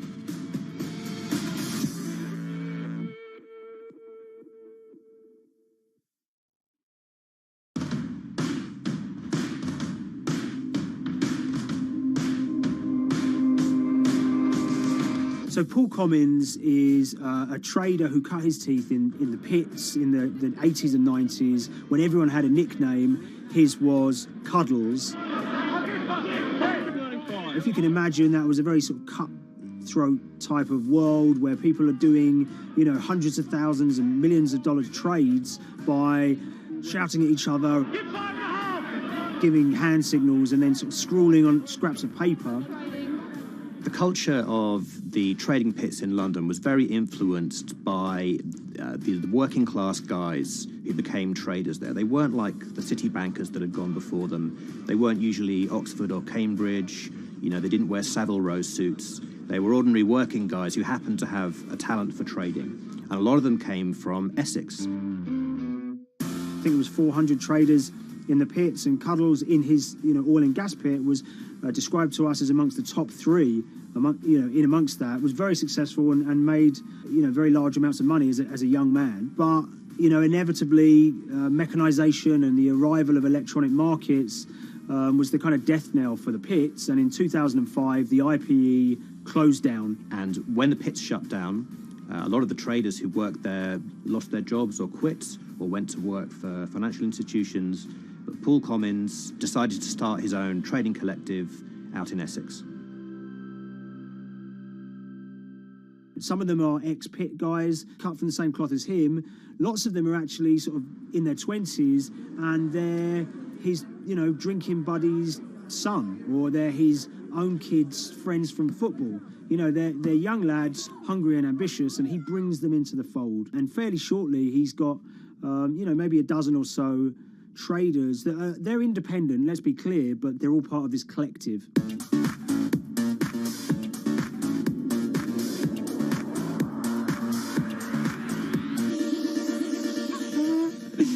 Yeah, I'll let Liam deal with Essex. I am from Essex, so I feel like I'm free to, to get into this. Sweet, as they say. If you were to ask someone in Britain how they would imagine a kind of Essex person, they would see someone who's maybe slightly flamboyant, with a sort of Cockney accent, a sort of Guy Ritchie-style accent. Not afraid to splash the cash, but it's probably pretty bright and has done well for themselves. Don't even make sense, does it? But, these guys, they drove around very nice Rolls Royces and Bentleys. They went to places like Marbella on holiday. Thaden Boyce is a very wealthy place. You have to have considerable income to be able to afford to live in that village. It's a really nice place to live, and it's 20 minutes tube ride away from the city. Earlier in the summer, we have this lead, which is that there's this tiny firm called Vega Capital London, and they were the biggest winners from the biggest oil crash in history. Anyone that covers markets is going to be surprised about that. You're thinking your BPs of the world or your Glencores, but there's this tiny firm. And one of the big challenges that we had was actually finding out who worked with Vega Capital. It wasn't immediately obvious, and at first we had absolutely no idea. If you go to the Vega Capital website, it says it's under construction. If you do basic online searching, it's very difficult to find anyone who's publicly connected to the company. So inevitably, we're incredibly curious at this point. Like, who the hell are these people? The more reporting we did, the more it became clear that this group were connected socially as well as professionally. They went to weddings together, they played golf together, they would go on holiday together. We found out that a number of them were members of the West Ham Supporters Club in London. A few of them started companies together, so you could see all the connections between them and start to see a distinct group emerging. And it really just was this kind of shock that, this wasn't just like a hedge fund or a firm you'd never heard of. This was actually a group of buddies who all had the same experience on this day and had all made a huge amount of money. So if you're an oil trader, there's a number of different ways you can trade, and probably the most popular is Wti Futures Contracts. And it's basically a contract that says, I'm going to buy 1,000 barrels of oil from you at this point in the future, or I'm going to sell 1,000 barrels of oil to you at this point in the future.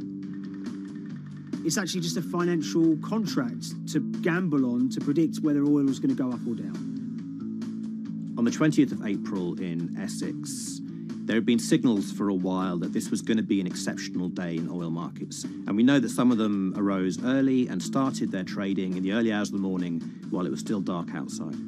Essentially what they were doing is buying contracts that gave them an obligation to buy oil at whatever the price ended up at 2:30 p.m. So they're basically placing a bet that oil was going to fall throughout the day. But they're simultaneously selling lots of oil as well. And whether they make a profit and how much profit they make is the difference between what they buy the oil for and what they sell the oil for. Now, of course, we now know throughout April 20th, the price dropped and dropped. So this is going very well for them. They are committed to selling oil at these prices, and the prices are continuing to fall, which means they're going to be able to offset it and buy oil at cheaper at the end of the day. Now, once it gets to kind of 1:30, 2 p.m., that's when things start to get really interesting. Suddenly there's a kind of influx of buyers and sellers, as desperation increases in the market and trading volumes go up. Now at 2:08 p.m. exactly, something bizarre and unprecedented happened, which is that oil passes into negative territory. And it fell to a record level of minus $38. We've never seen anything like it, period, in terms of the contraction of the global economy. That huge gulf between what they were buying the oil for and what they were selling it for enabled them to make more money than they ever thought possible. So their profit was the difference between minus 37 and all of these positive numbers on every contract they sold. The price of crude briefly hit minus $37 a barrel. For one group of traders operating from a small office, it was a very, very profitable day. It's important to remember this had never happened before in the history of oil trading. No one could have predicted it. I can't think of another example of where you enter a trade and you get paid on both sides. You get paid both to sell and to buy. It's unthinkable. One thing we know about the Cuddles Trading Arcade is that they were very comfortable taking large risks. And, you have to be clear, this was a large risk. Yeah, we spoke to oil traders, both people that know these guys and people that don't, and they all say that this is, incredibly risky. And that's actually what stops a lot of oil traders doing trading like this. They simply aren't willing to stomach the risk. But Cuddles and his friends were. So when the kind of final calculations came down, the group of the 9 most profitable traders made $660 million or thereabouts between them. I mean, if you can imagine, I think 3 or 4 of them made in excess of 100 million each. One of the astonishing things about this trade is that 2 of the individuals who made more than $100 million in a single day were in their 20s. One of them was 22 years old. Only a few years earlier, he'd been posting on his social media about doing teenage stuff with his mates in town and going to see girls and rap music. And here he is a few years later making $100 million in a single day's trading. When me and Liam discovered that, we couldn't believe it. We couldn't believe what we were seeing.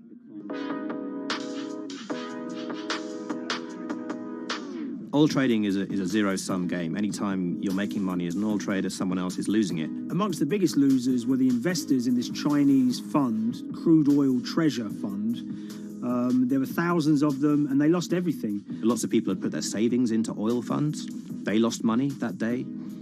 Big banks and brokers who sort of stand in the middle of trading parties, they lost money that day. And another interesting thing is that oil-producing countries like Kuwait or Canada, they sell oil as an average of the WTI closing price over the preceding month.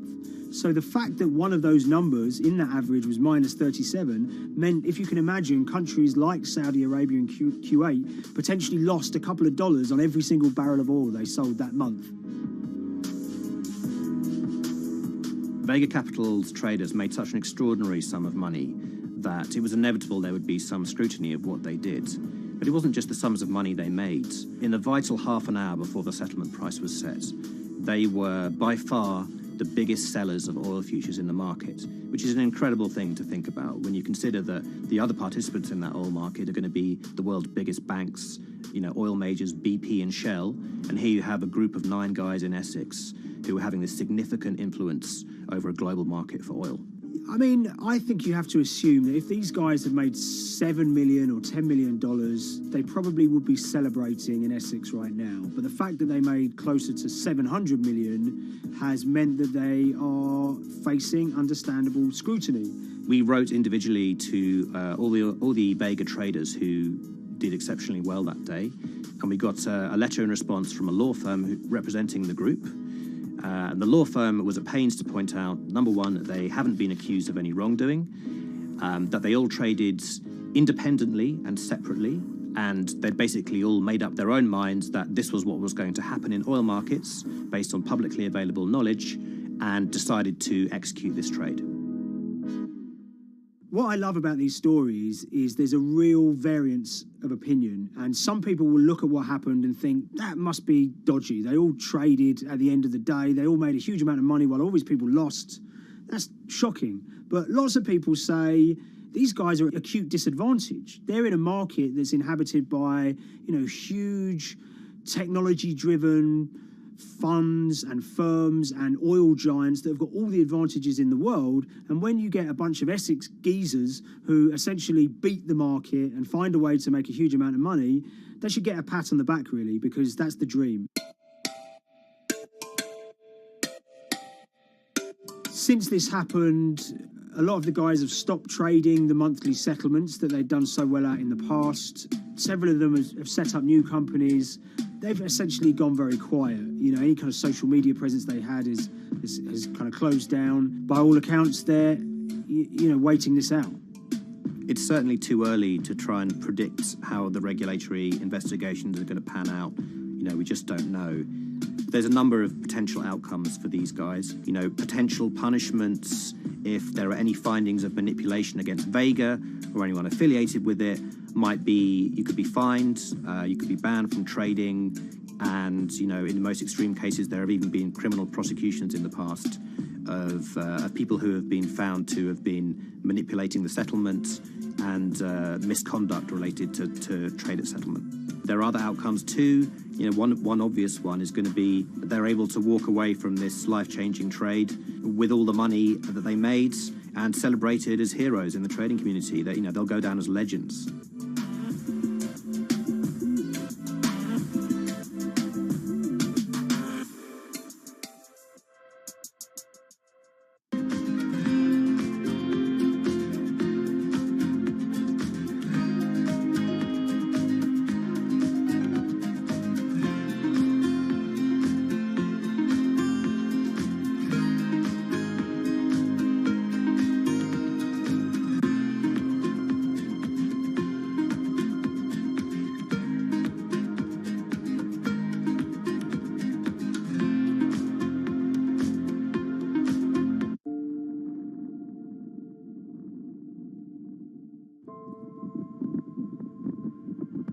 It's very important, given the nature of the climate crisis right now, for the general public to have an understanding of what progress is or is not actually happening. And I think many readers right now, they'll see these hundreds and hundreds of companies making these big, bold climate claims.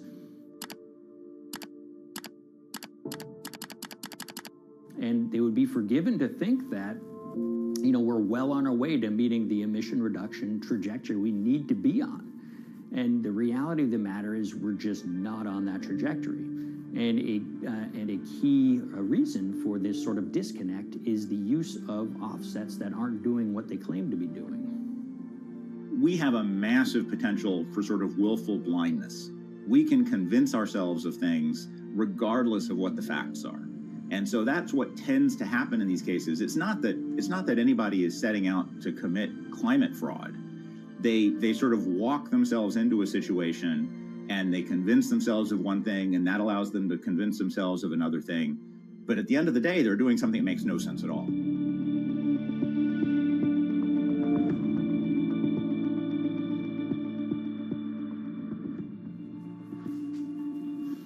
My name is Ben Elgin. I wrote the story about how the billion-dollar market for carbon offsets is setting back the fight against climate change. So one of the challenges in reporting on carbon offsets and trying to figure out what's going on is really finding good experts who have been steeped in this marketplace and are willing to candidly talk about it. One of the best people for this is a fellow named Mark Trexler, and I've been talking to him for more than a decade. My name is Mark Trexler. I've worked in climate change for the last 30 years. I was actually hired by the World Resources Institute in Washington to work on the first carbon offset project in 1988. In terms of defining a carbon offset, one of the beauties, so to speak, of greenhouse gases, sort of the silver lining of greenhouse gases, when you put up a molecule of CO2 into the atmosphere, it can be anywhere in the planet in 7 days. And therefore, if there's an option to reduce emissions on the other side of the planet, and you can do that very cheaply as compared to doing it in your factory, for example, then why not pay that person, that factory on the other side of the planet to reduce their emissions? Then you are, in a sense, offsetting your emissions, and the atmosphere doesn't really see your emissions anymore.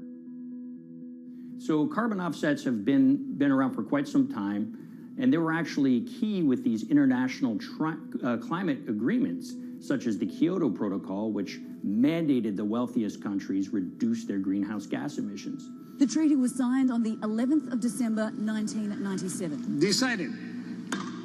The business community in general saw carbon offsets as a huge opportunity to comply with whatever policies and measures might be coming down the pike on climate change much more cost effectively. We've seen a huge surge in companies making big proclamations about how they're going carbon neutral or zeroing out all of their carbon emissions. We're going to reduce our carbon footprint to net zero. Unilever is committing to net zero emissions. We can achieve a net zero emissions world. We began looking at these corporate claims of dramatically reduced emissions, and we noticed so many of these companies were using carbon offsets to achieve these aims. And as we began to look at the carbon offset projects themselves, what we found is that the environmental benefits claimed by these companies are not actually what they seem to be.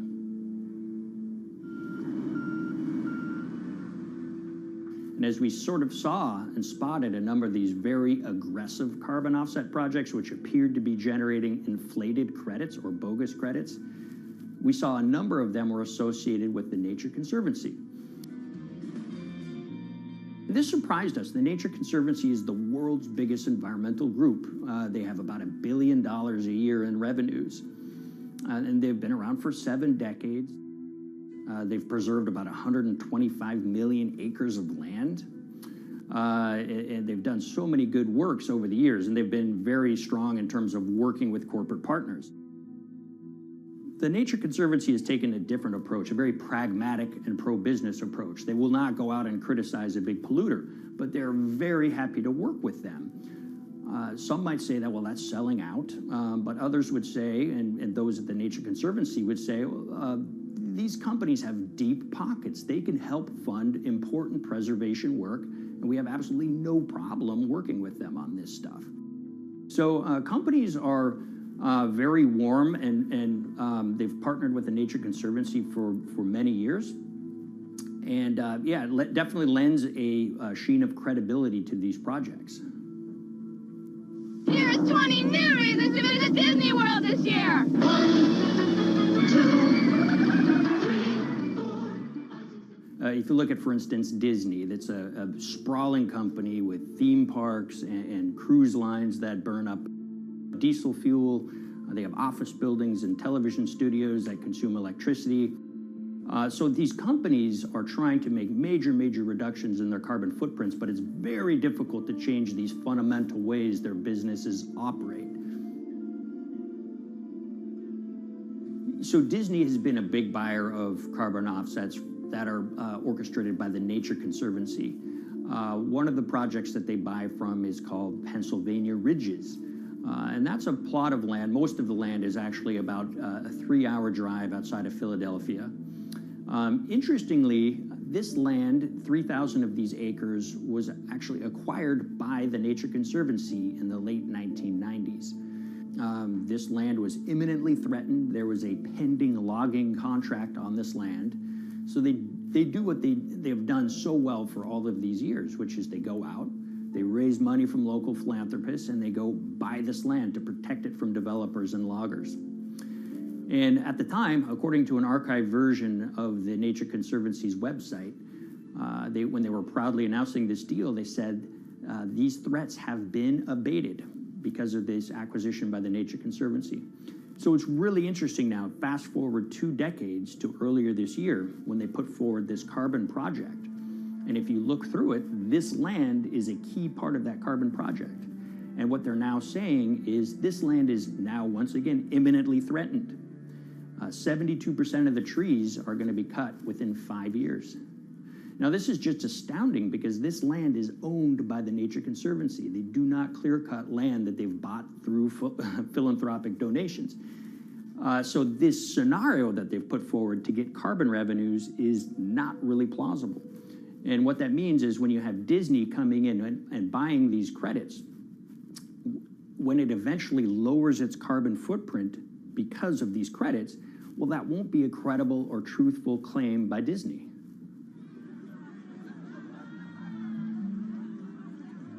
So this is an organization that truly understands the threat of the issue of climate change and is wanting to do its part to address this. However, in this situation, it just appears their drive, which they've had for decades, to increase the amount of revenues that it can use for land preservation work. Nature Conservancy and many others see that carbon credits as a pot of money that they can tap into to further their own benevolent aims. But unfortunately, what this has resulted in is claims of climate progress that just aren't really happening. So the Nature Conservancy defends vigorously these deals, and they and others will say, look, our projects are just following the rules that these registries set up. So some would also put some of the blame on the registries themselves because they're setting up the rules which allow these vapid projects to get up and sold.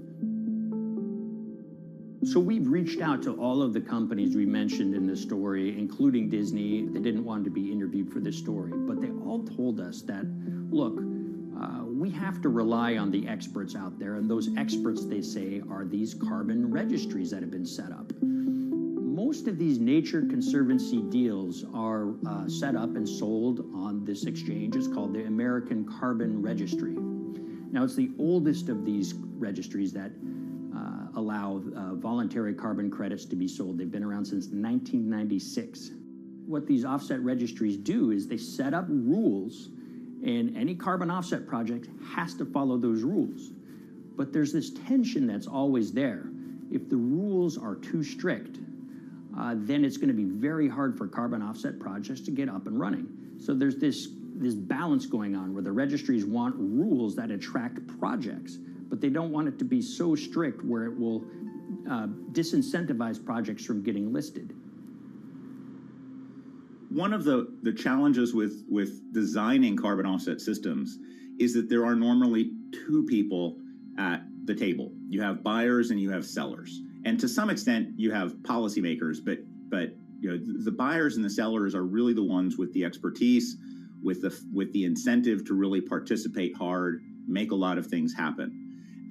And the challenge there is that both of them sort of want the same thing, or they're both happy with the same thing. They're happy with low-cost offsets and a lot of them, because that works for their business model.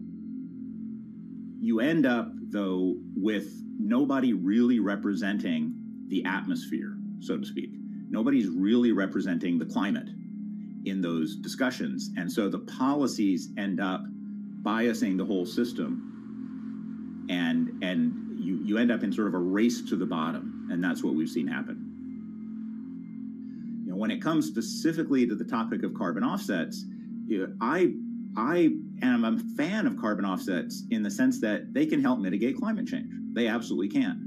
But, you know, if we're not going to do it correctly in a way that actually does help mitigate climate change, then it's nothing but a distraction. And, you know, after 30 years, you have to start wondering, is it really just a distraction? And that's really unfortunate, but that's where we are. Ultimately, what needs to happen is systemic change. You know, we're sort of nibbling around the edges with some of these different things. We need to change how we produce energy. We need to change how we transport ourselves. We need to change what and how we eat. You know, we need systemic change associated with transitioning to a low carbon economy. A lot of what we're doing today is not promoting systemic change. It's sort of trying to stick your thumb in the dike to preserve the current system. And at the end of the day, that can't really work.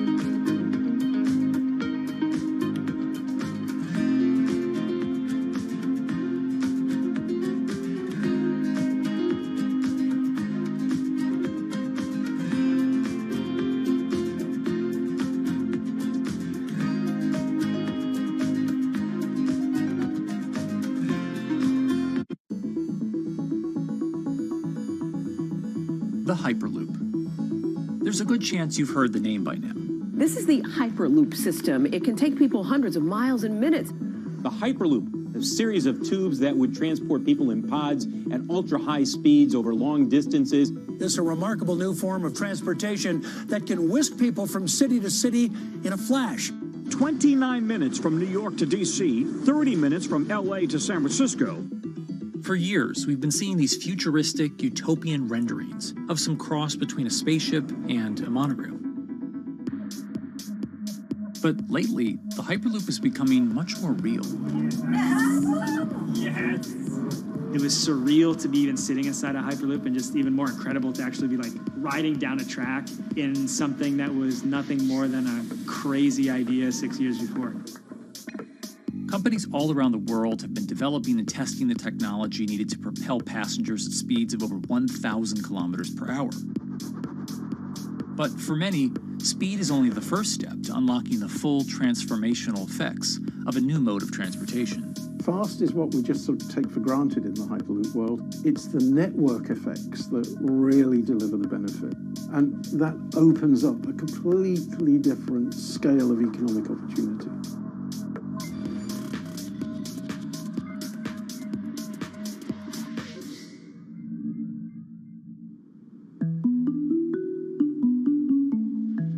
We've got planes, trains, automobiles, and boats for getting around Earth. But what if there was a fifth mode? And I have a name for it, which is called the Hyperloop. The Hyperloop? Hyperloop, yeah. In 2013, while riding high on the growing success of Tesla and SpaceX, entrepreneur Elon Musk released a white paper outlining the basic framework of the technology he called Hyperloop. The basic idea goes a little something like this. A tube reduces the air pressure to a near vacuum-like environment. A Hyperloop pod is then suspended in the tube, usually by magnetic levitation. The whole pod can then be propelled forward. Because there's no traditional friction sources like air resistance or rolling friction that would push back against the pod, the Hyperloop is able to move at incredibly high speeds and do so fairly efficiently. Despite its futuristic name, however, the general concept behind Hyperloop is actually pretty old. In fact, New York City's first attempt at an underground public transit system in the 1870s was based on a similar principle. The pneumatic transit system was short-lived, however, only stretching one block and topping out at a rather leisurely 10 miles per hour. While Elon would make some 21st century improvements to this concept and bestow a very 21st century name, he wouldn't end up pursuing the technology itself, instead electing to focus his efforts on something a little bit deeper, literally digging the requisite tunnels via his boring company. It would take another billionaire industrialist who dabbles in spaceflight. No, wait, not that one. Yeah, that's the one. After Richard Branson would make a large investment in the company Hyperloop One, it would be renamed to Virgin Hyperloop. What we've always been trying to do as a company is show that this technology could work, that it could be made safe, and that ultimately it's something that's happening in the next couple of years, not the next 20 years. Josh Geigel is the co-founder and CEO of Virgin Hyperloop. In a familiar tech startup story, he's seen the project go from a garage to a large-scale testing facility outside of Las Vegas. So we started building the first kind of Hyperloop system in 2016. We've done a lot of work, about 500 tests that we've done on that over the last 5 years.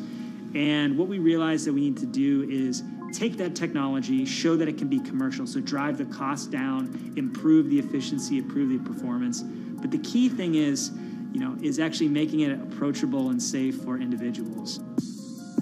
In order to do that, Josh, along with Virgin's head of passenger experience, Sarah Lucian, bravely volunteered to take the inaugural ride.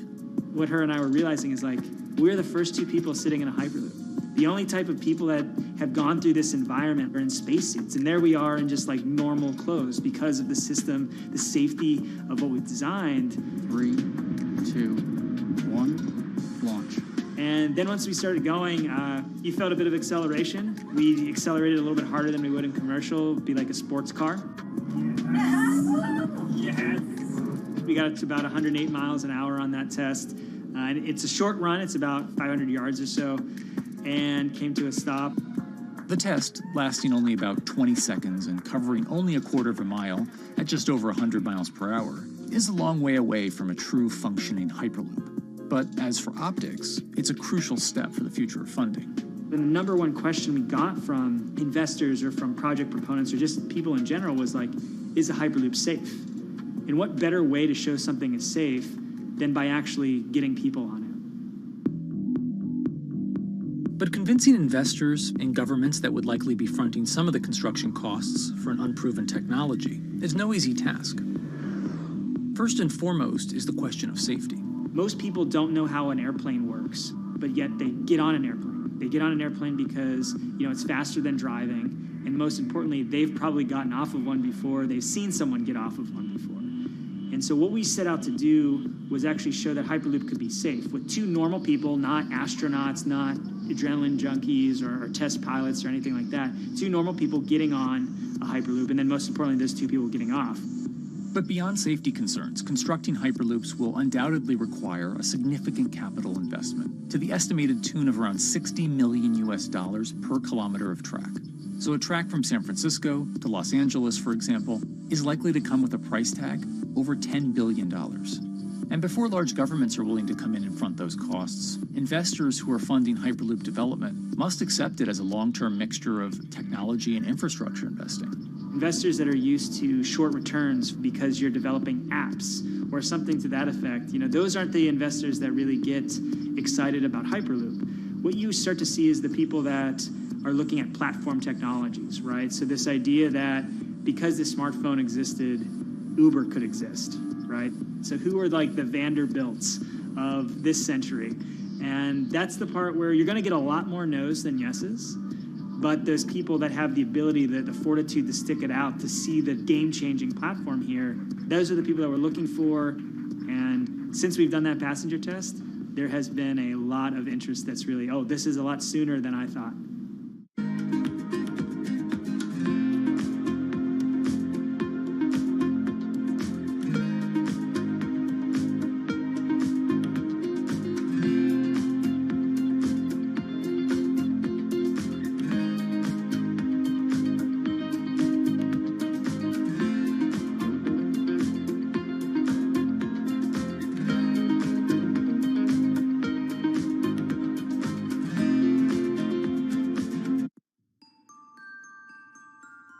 Envisioning the ripple effects of what Hyperloop could achieve, though, is fairly challenging at this stage of development.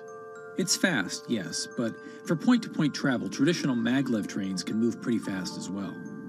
And outside of China, South Korea, and Japan, even those haven't seen much adoption elsewhere due to the high costs and questionable profitability.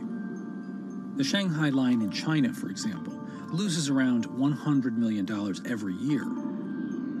Hyperloop companies, however, believe they can offer something different than traditional railway lines.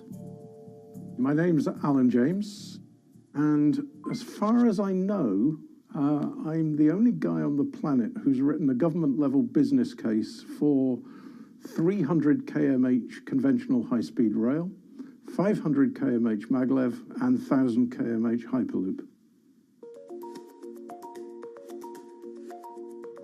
It's fundamentally about moving people from where they are to where they want to go, when they want to make those journeys, and doing it in much smaller numbers. So pod designs for Hyperloop range from 12 to 28 seats, typically. Why are they small? It's because small enables the network to operate flexibly. And a great example of that is the east-west strategic route across the north of England, from Liverpool to Manchester to Leeds. So to get from Liverpool via Manchester to Leeds by train is just short of 2 hours today. It'll probably take you 2 hours driving as well in average traffic conditions.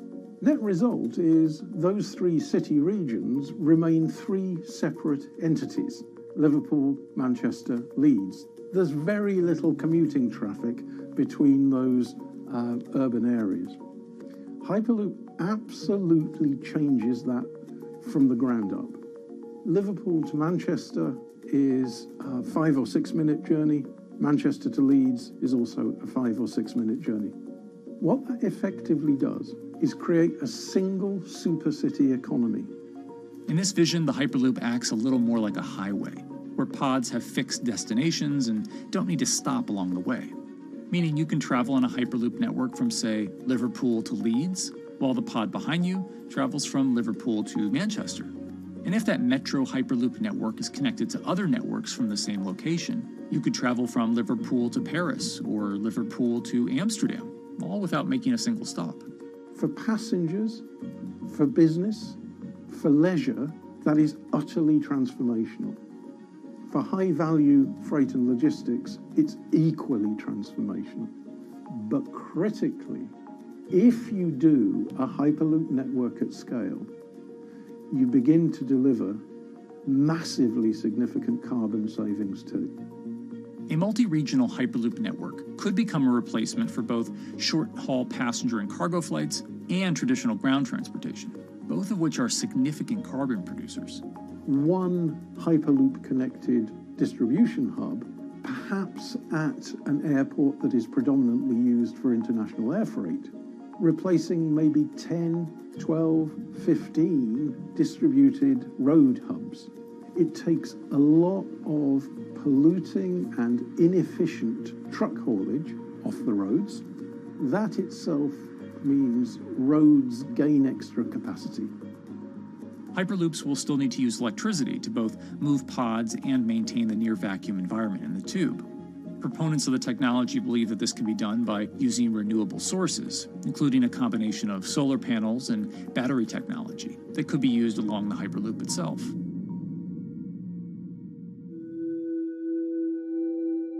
But even with all multipliers of time and carbon emission savings that a Hyperloop network may provide, the investment capital required to actually build such a network becomes even more economically and politically daunting. Committing doesn't mean spending billions on day one. Committing means, how do we phase it?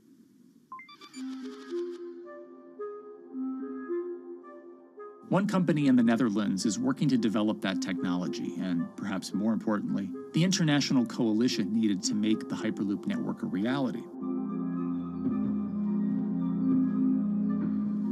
So we are here in Europe's first full-scale Hyperloop test facility, where we can already prove every conceptual technology of the Hyperloop. This is Tim Houter, a co-founder and CEO of Hart Hyperloop, headquartered in the city of Delft.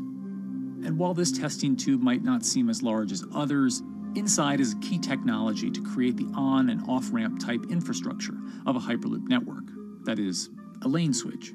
That's something we can already test here. You can actually see it here, that the track is diverging from one track into two. That makes it possible to eventually split up the Hyperloop track in two sections. And in that sense, you can create a complete Hyperloop network that in the end will make it possible to travel, for example, over a whole continent.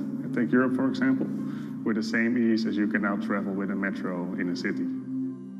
The nice thing about this magnetic levitation system that we have developed is that there's absolutely zero moving components in the track.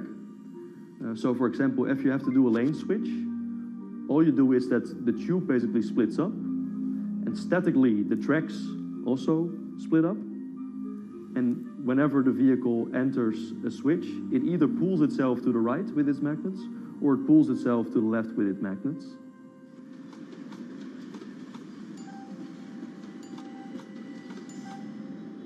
Lane switching on traditional rail requires the physical movement of the rail. Even modern magnetic levitation tracks use lane switching techniques in order to transfer trains from one track to another. And this is a very crucial element, because this is the thing that limits the capacity and, in the end, the usefulness of the rail network. Because the moment that a track is switching, that means that at that moment you are creating an unsafe environment for the trains behind it. So you need a lot of space between trains. But in a Hyperloop, because you have no moving components in the track, all the vehicles can be much closer to each other. You can achieve a very high frequency and basically have your vehicles moving and merging in and out of the network very much like a highway. For now, though, Hart's physical testing has been limited by the size of their tube. Because the test track is only 30 meters long, they haven't tested this lane switch at speeds greater than 20 kilometers per hour. However, the company is working to build a new test site, where it plans to increase that testing speed to 300 kilometers per hour. We're now in a phase where we have proven most of the most important technologies in the test facilities that we already have. And we have also demonstrated the viability and the feasibility of a network.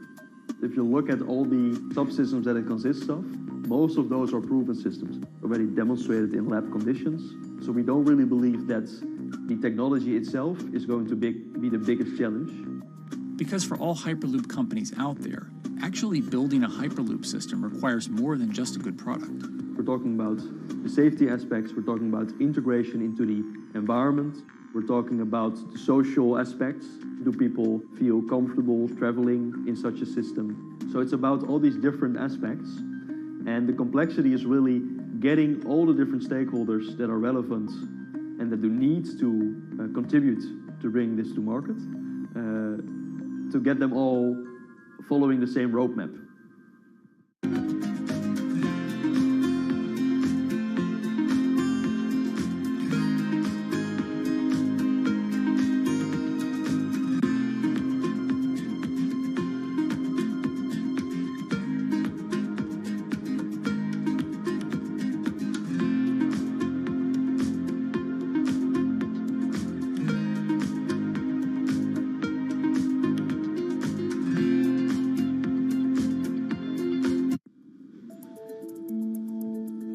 In order to help build this coalition of private and public interest in Hyperloop development, HART in 2018 partnered with other Hyperloop companies from Europe and Canada. The goal was to define, establish, and standardize the framework to regulate Hyperloop systems. Right now we are working with all the Hyperloop developers together in setting up the first, let's say, structure for starting the standards drafting. One of the most important goals for HART is interoperability, which is essentially making sure that different systems can communicate with each other. Interoperability is so important because what we want to achieve is actually have this seamless travel experience. So you don't want to end up, for example, going from Madrid to Paris and then switching because you need to use a different technology to get, for example, to Amsterdam. The idea being that as companies around Europe create the first commercial Hyperloop tracks between individual cities, one day those can all be connected to a larger network. Everyone that believes that Hyperloop is a future transport system also realizes that there is a need to have this network because that's where Hyperloop thrives. Hyperloop is such a huge project. It's definitely not something that you can do on your own or as a single company. So you need to do it with a lot of other companies. You need to have the governments. And I think in that sense, the biggest challenge that we've encountered is to really get all the required parties together to take the steps in development and in commercial implementation. HART's next plan is to build the European Hyperloop Center, an open testing facility which will include a 2.6-kilometer test track. And the company hopes to test travel speeds there at up to 700 kilometers per hour. Virgin Hyperloop is also racing to construct the first commercial Hyperloop route, with projects in various states of development in India, Saudi Arabia, and the United States. Recently, the company announced plans to build a Hyperloop certification center in West Virginia, which will include a 6-mile-long test track. Proving the technology here will be crucial if Hyperloop networks can find a home among infrastructure investments that the Biden administration hopes to make. The idea that there's multiple Hyperloop companies, I think, is a redeeming aspect in the business. People really want to see something happen, so having multiple people move forward is good for that. I was struck when Josh and Sarah rode the pod. 2 or 3 of the major outlets used the phrase, "We now have a new mode of transport." And although all of that technology had existed before those 2 human beings rode it, it was the moment at which those 2 human beings traveled that short distance down the tube that in popular imagination, Hyperloop became a mode of transport. The metaphor I use with my team is that, the Wright brothers were first, but none of us fly on Wright Brothers Airlines anymore. If you don't continue to innovate, you're not going to be around, and so we'll continue to be at the forefront of building Hyperloop. Back in 2013, Elon had an idea. I think the difference now in 2021 is some brilliant engineers have spent real time grinding out the details. And I thoroughly expect the next 3 to 5 years to be decisive.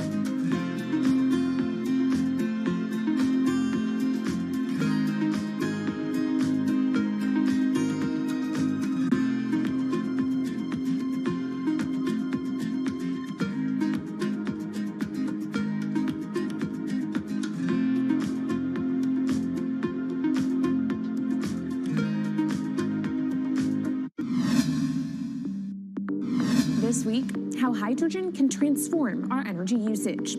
We'll look at why the universe's most abundant element could be a game changer in the climate revolution. Hydrogen technologies are not new. They are used in other sectors. We use them in space, on our rockets, and we don't need the laws of physics to change to be able to use hydrogen on our planes.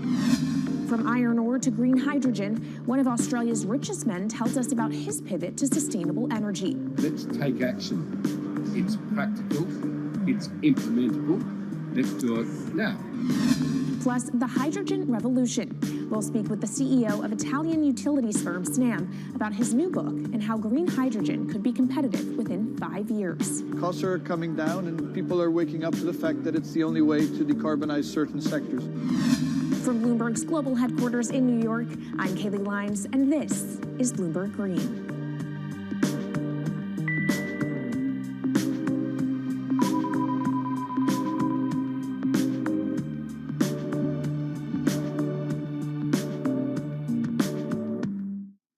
It's a new year, so here at Bloomberg Green, we're highlighting new solutions in the fight against climate change. And one of those is as old as the universe itself, hydrogen. It's the simplest element around, but could well be a game changer when it comes to turning around our dependence on fossil fuels. Today, hydrogen is used in the chemicals industry to produce petroleum products. It's also starting to be used in steel production, an industry under a lot of pressure to decarbonize. But it has far more uses as well, from powering cars to heating our homes. And Bloomberg New Energy Finance sees a seismic shift in the sector in the next 10 years as green hydrogen squeezes out dirtier alternatives. So-called gray hydrogen dominates today. But as renewable electricity gets cheaper and more accessible, so will green hydrogen. In this week's edition of Bloomberg Green, we'll explore what this push into hydrogen means for tackling climate change. We'll hear from Australian billionaire Twiggy Forrest about his pivot from iron ore to hydrogen, and we'll also speak with the CEO of Italian utility company Snam about his book, The Hydrogen Revolution. But first, what are we using hydrogen for? And why does it actually matter? Christine Lee Edwards explains. Hydrogen, the most plentiful element in the universe. On Earth, we find it mostly bonded to oxygen in the form of water, or in other gases known as hydrocarbons. Hydrogen gas, H2, burns hot and clean, making it an attractive tool in the race to net zero. But isolating hydrogen from other elements is no easy task. Today, the cheapest way to do this is via chemical processes that break up natural gas. This releases a lot of carbon dioxide. Another method is to use electricity to split water molecules in a process called electrolysis. Although there is no carbon byproduct, a lot of electricity is needed. And if this power comes from burning coal or gas, it negates the zero emissions goals of using hydrogen to begin with. Hydrogen produced in this way, powered by fossil fuels, is called gray hydrogen. If carbon capture and storage is used together with fossil fuels, then it becomes blue hydrogen. If nuclear power is used, it's called pink. And finally, green hydrogen is when it's produced via electrolysis and powered from renewable sources. This method is considered emissions-free. It's predicted that by the early 2030s, H2 made from renewables will be cheaper than that made from fossil fuels. But that hinges on the cost of electrolysis declining, which will be achieved through larger projects and an expansion of manufacturing. To be clear, vast amounts of H2 are already used today. Global production in 2018 totaled 117 million metric tons. This hydrogen is mostly used for its chemical properties, not as a source of energy, and very little of it is clean. Some sectors like steel could start using hydrogen for these chemical properties, replacing coal. Industries like cement and glass may also use hydrogen as a source of heat. Another advantage is its energy storage potential. It can be stored over long periods of time and used when more power needs to be added to the grid. It also could hold an advantage over batteries in heavy transport and shipping. The promise of hydrogen for energy has been around since at least 1874, when Jules Verne wrote about it in his book, The Mysterious Island. But the future of hydrogen will depend on policy. Countries with net zero targets, carbon pricing, and hydrogen strategies with investment mechanisms are likely to see the highest H2 demand.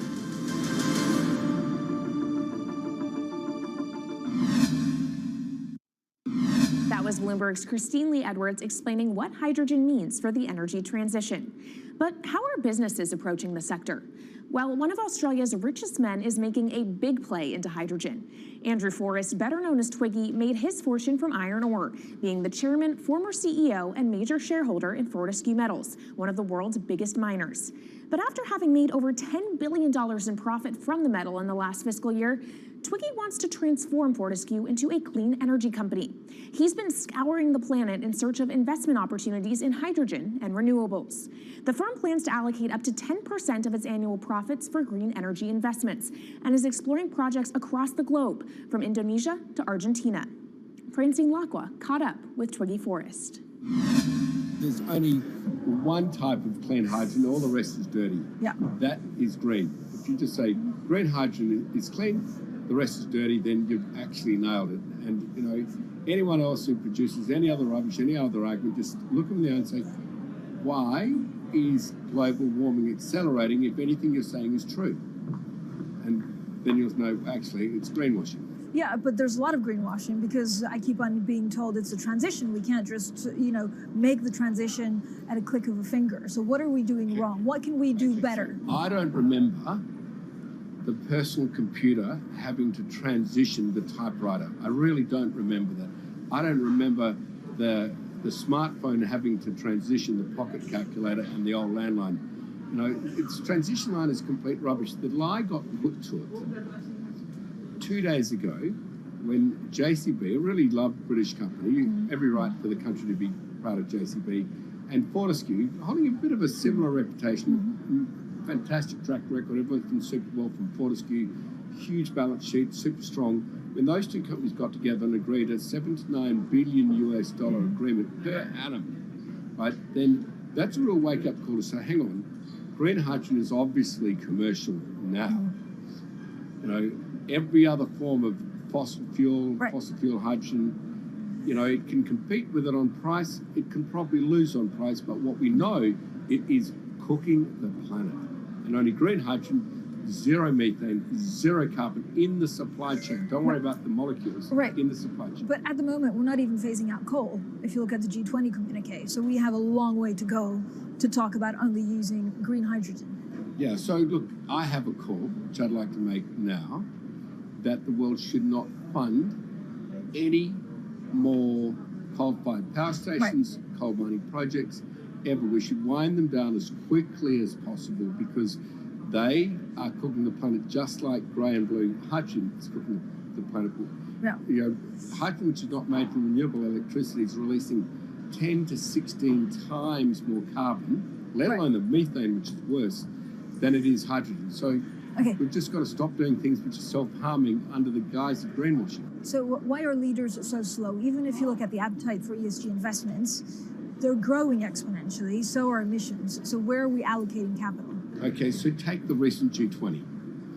There's probably a reason why there wasn't strong action coming out of the G20 because people were not aware that major transactions between large companies were taking place now on green hydrogen, that actually this pollution-free all the way through the supply chain fuel is now being transacted at multi-billion-dollar scale. If they'd known that, I don't believe any sovereign leader or any energy minister or climate change minister could not take ultra seriously that green hydrogen is now here to stay. It's broken through. History has been made. It will never go back. Okay, what is the one thing that you would tell leaders today and business leaders? How do we transition faster than what we are now because we're at real risk of missing our targets? Oh, so that's really simple. You stop funding, you stop subsidizing, you stop using money into fossil fuels. It could be carbon sequestration, it could be fuel rebates, could be anything. Hundreds of billions of dollars getting ashed while we ash the planet on fossil fuel subsidies. Because we haven't had that renewable electricity, we haven't had that green hydrogen, it's kind of been pushed down. It's all sorts of excuses. Oh, it'll never be commercial, it'll never be supplied in the quantities we need it, you know, blah, blah, blah. Now we know, let's take action. It's practical, it's implementable, let's do it now. okay, if we do it now, is there going to be a shock to the energy system? Is there going to be a shock actually to economically? And is it worth, not talking about transition, just going from A to B? Yeah, it's a fantastic question. A to B is the solution. Let fossil fuels do what fossil fuels do. Just burn their coal, burn their oil, burn the gas. At least they're pumping up carbon and methane into the atmosphere, honestly. Well, not that honest, because they don't measure methane, which is 90 times worse than carbon. But at least the carbon is being done honestly. Encourage the green hydrogen sector to come in really fast. Okay, it's there. There's renewable power all over the world. We now know how to make electrolyzers much cheaper, like 25% of the original cost. We know how to do that now. We don't have an excuse to get into it. Does it need to be cheaper than oil and fossil fuel for it to be viable worldwide? Well, right now it is. Okay, so let's just swallow that bit of financial data. Right now it is cheaper, and it's getting more cheap. It's the only fuel you know of which is declining in value. You don't have enough of it, right, to power the world? Yes. That's only because we haven't had policies to support it. If we had policies to support it 5-10 years ago, it would be everywhere. You'd see the global warming budget start to come down. Yeah. Now, we've got 5 or 10 years to make a huge difference. I need policy leaders all over the world to appreciate now, okay, big business is transacting with green hydrogen in multi-billion-dollar agreements. We now know it's here and it's here to stay. Let's spread it everywhere. Coming up on the program, the hydrogen revolution. We'll speak with the CEO of Italian utility firm Snam about his new book and why he thinks green hydrogen will be competitive in just 5 years. Plus, how are airlines working to become more sustainable? We'll look at how Airbus plans to step up in the climate fight. This is Bloomberg Green.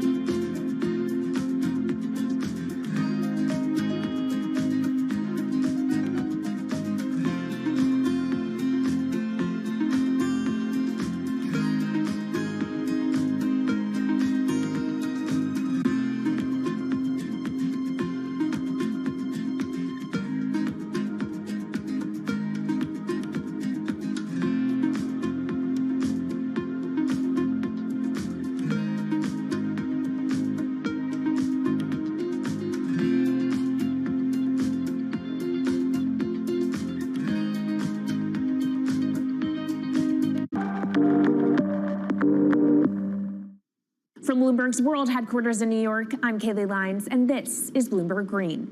What will the world look like in 2050? Will global temperatures have stabilized, electric vehicles be abundant, and solar and wind power homes around the world? According to Marco Alvera, the CEO of Italian energy company Snam, that vision of the future could be a reality, and he says that hydrogen will pave its way. As he tells it in his new book, The Hydrogen Revolution, Alvera's moment of reckoning came in November 2018 when he tasked the Snam Scenarios team with studying how Europe could reduce its CO2 emissions to zero by 2050. Looking through the results of the study, Alvera said he was struck by how much hydrogen was in Europe's energy mix by that year. Beyond the abundance of hydrogen, the SNAM model also predicted that it would be the cheapest form of decarbonized energy for many sectors, and that it could be cheaper than today's prices for oil, coal, and nuclear power. Our Maria Tadeo spoke with Alvera at COP26. It's happening all very fast. We see the cost of hydrogen coming down a lot. Hydrogen will play a big role in the energy mix. I don't know if it's going to be 15 or 25% of a fully decarbonized energy system, but it's going to be big. Costs are coming down, and people are waking up to the fact that it's the only way to decarbonize certain sectors, the so-called hard-to-abate sectors. And you say it's the only way and the costs are coming down. Where do you see prices moving? Because a lot of the reticence at times has to do with the pricing, that some argue, well, it's still not the cheapest option on the market.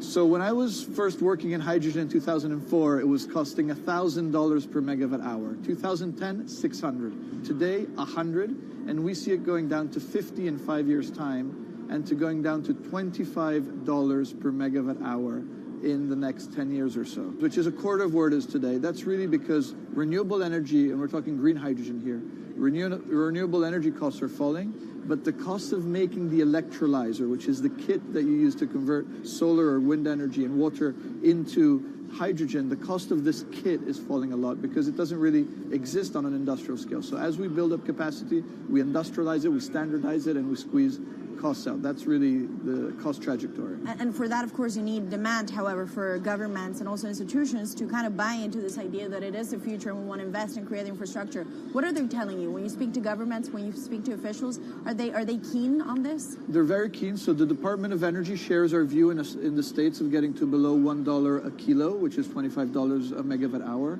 The European Union has a hydrogen strategy, which is very clear, and several member states have the same. Chile wants to export a lot of hydrogen. China's big on hydrogen. Australia is very big on hydrogen. Japan is blending already hydrogen. So I would say the world is now really focused on this because it's the only way to store energy for a long period of time economically is to convert it into either a liquid or a gas.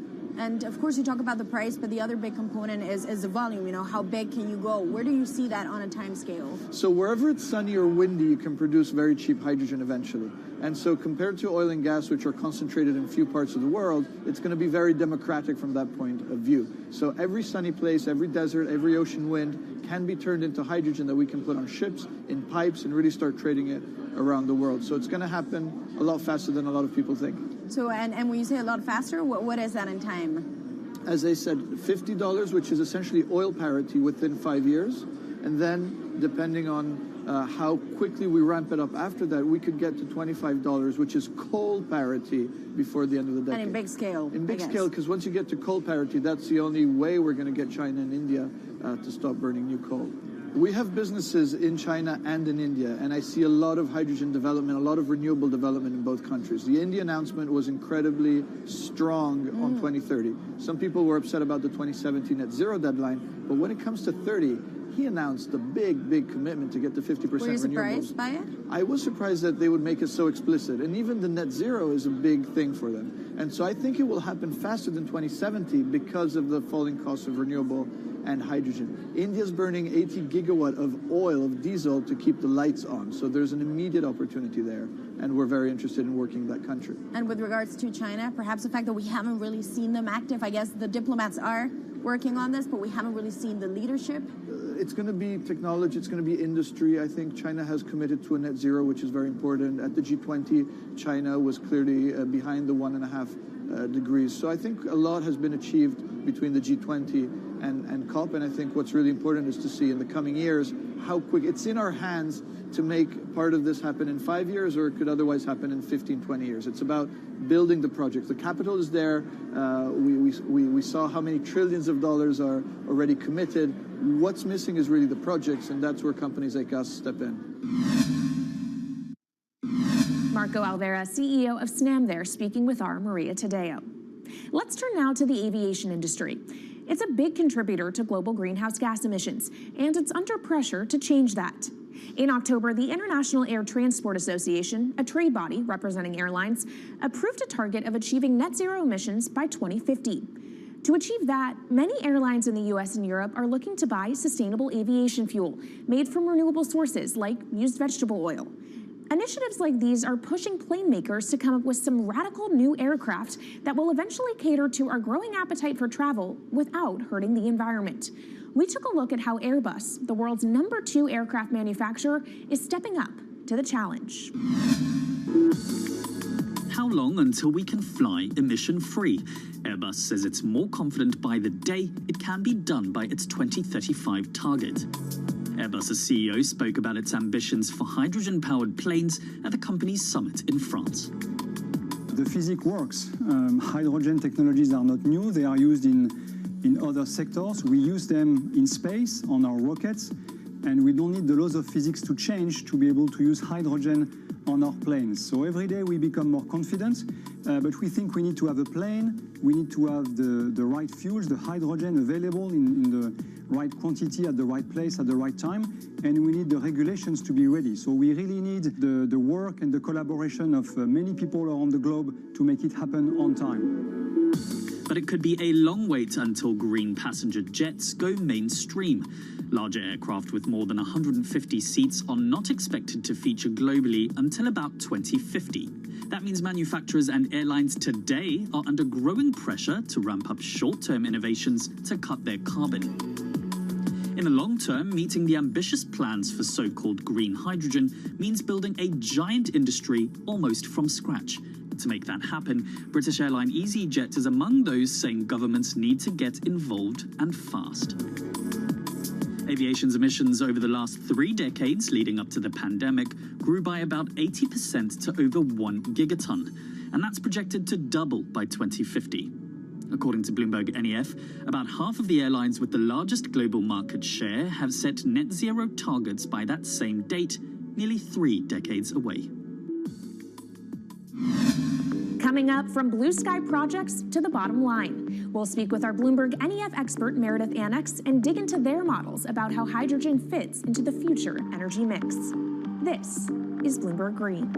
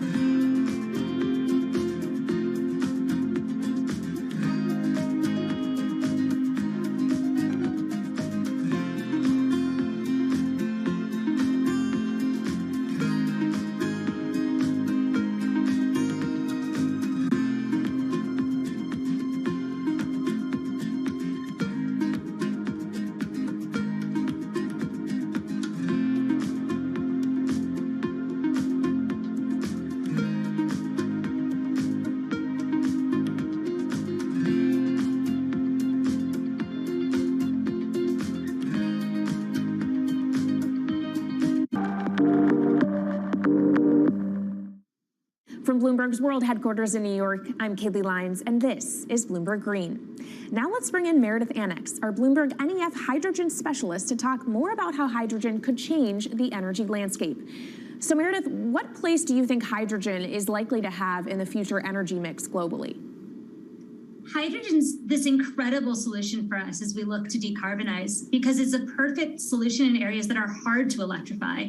So where we like to think about hydrogen playing a role, it's in things like heavy industry, especially where you need a feedstock as well as energy source. and in things like dispatchable power, long-haul transport, maybe even shipping and aviation. That sounds great that it can be used for such diverse industries. At the end of the day, though, how much is this going to cost? Well, that's the amazing thing about hydrogen, because depending on how you make it, it can actually see significant cost declines in the future. So when we're talking about clean hydrogen, we usually mean green hydrogen produced from renewable electricity. And in that case, your hydrogen is almost as cheap as the renewables that are used to make it. So if you're in a place with really good renewable resources, you'll be able to have cheaper hydrogen. But even in places with less good resources, we think that hydrogen can be cheaper than $1 per kilogram, which is the price of unabated hydrogen today, and around $8 per million BTUs for those who prefer to think in energy units.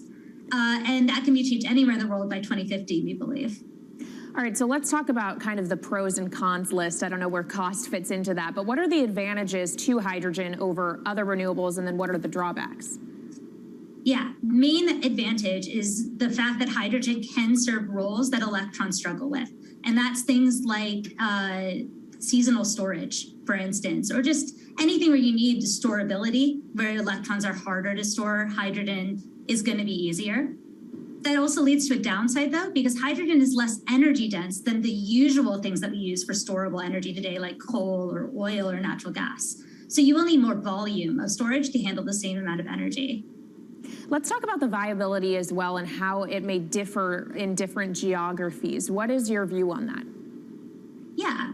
So for green hydrogen, again, from renewable electricity, really places with the best renewable resources, things like Latin America or the Middle East, even Southern Europe, have really, really good potential for producing hydrogen. And then when you're looking at blue hydrogen, which is produced from natural gas or coal with carbon capture and storage, we do see that becoming more expensive than green hydrogen in the future, especially as renewable electricity costs come down. But that can be a viable option in places like the US Gulf Coast or Russia, where you've got good geological storage for the carbon, as well as ample natural gas that's quite cheap. All right, great breakdown. Thank you so much to our Meredith Annex, our Bloomberg NEF hydrogen specialist. And of course, you can get more from the Bloomberg NEF team on the terminal and online. And they've recently done a podcast called Hydrogen 101 as part of its Switched On series. So from iron ore titans pivoting to cleaner energy to talk of a hydrogen revolution, that's it from this week's edition of Bloomberg Green. We'll be back next week with a deep dive into the state of electric vehicles. And you can keep the conversation going by following us on YouTube, Instagram, and Twitter @Climate. I'm Kaylee Lyons from Bloomberg's World Headquarters in New York, and this is Bloomberg Green.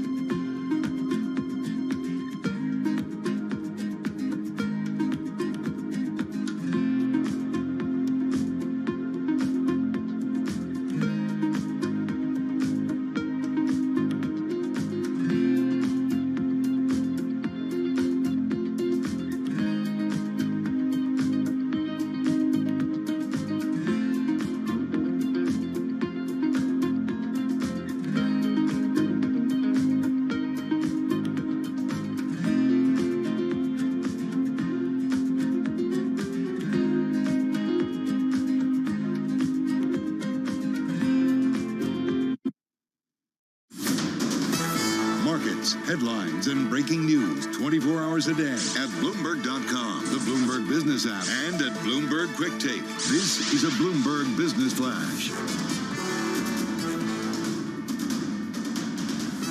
From from Bloomberg World Headquarters, I'm Charlie Pellet. Best level of the day right now on the S&P 500 index. Right to the numbers. We'll give you the why in a moment, with the S&P up now by 51 points, up 1.2%. The Dow is up 285, higher by 0.8%.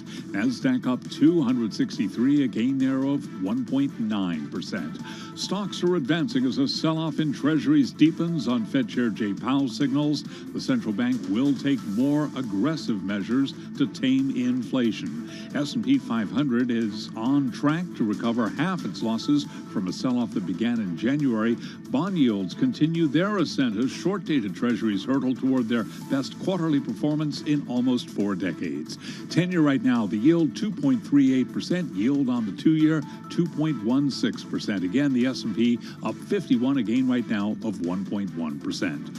Federal Reserve Bank of St. Louis President Jim Bullard says U.S. monetary policy needs to be tightened quickly to stop putting upward pressure on inflation that's already too high, reiterating his call for interest rates to rise above 3% this year. Bullard was interviewed this morning on Bloomberg Radio and Television. He says 50 basis point rate increases should be in the mix. Yeah, I think faster is better, and I think the 1994 tightening cycle or removal of accommodation cycle is probably the best analogy here. That one was quite successful. The Fed moved 300 basis points in a single year, and then made some adjustments afterwards in 1995. The result was that we hit our 2% inflation target over the next 10 years. The economy boomed in the second half of the 1990s. After earnings, Carnival Corp, the cruise line operator, up 0.3%. Royal Caribbean up 2%. Norwegian up now by 1.7%. S&P up 1.1%. I'm Charlie Pellet. That is a Bloomberg Business Flash. This is Bloomberg Business Week. Insight from the reporters and editors who bring you America's most trusted business magazine. Plus, global business, finance, and tech news as it happens. Bloomberg Business Week with Carol Masser and Bloomberg Quick Takes Tim Stenovic on Bloomberg Radio. All right, folks, only Tuesday, Lemon. We made it to Tuesday, March 22nd, 2022, live in our Bloomberg Interactive Broker Studio. We are streaming on YouTube. You said it. We sent the tease around, and you're like, this is like the same as yesterday, Masser.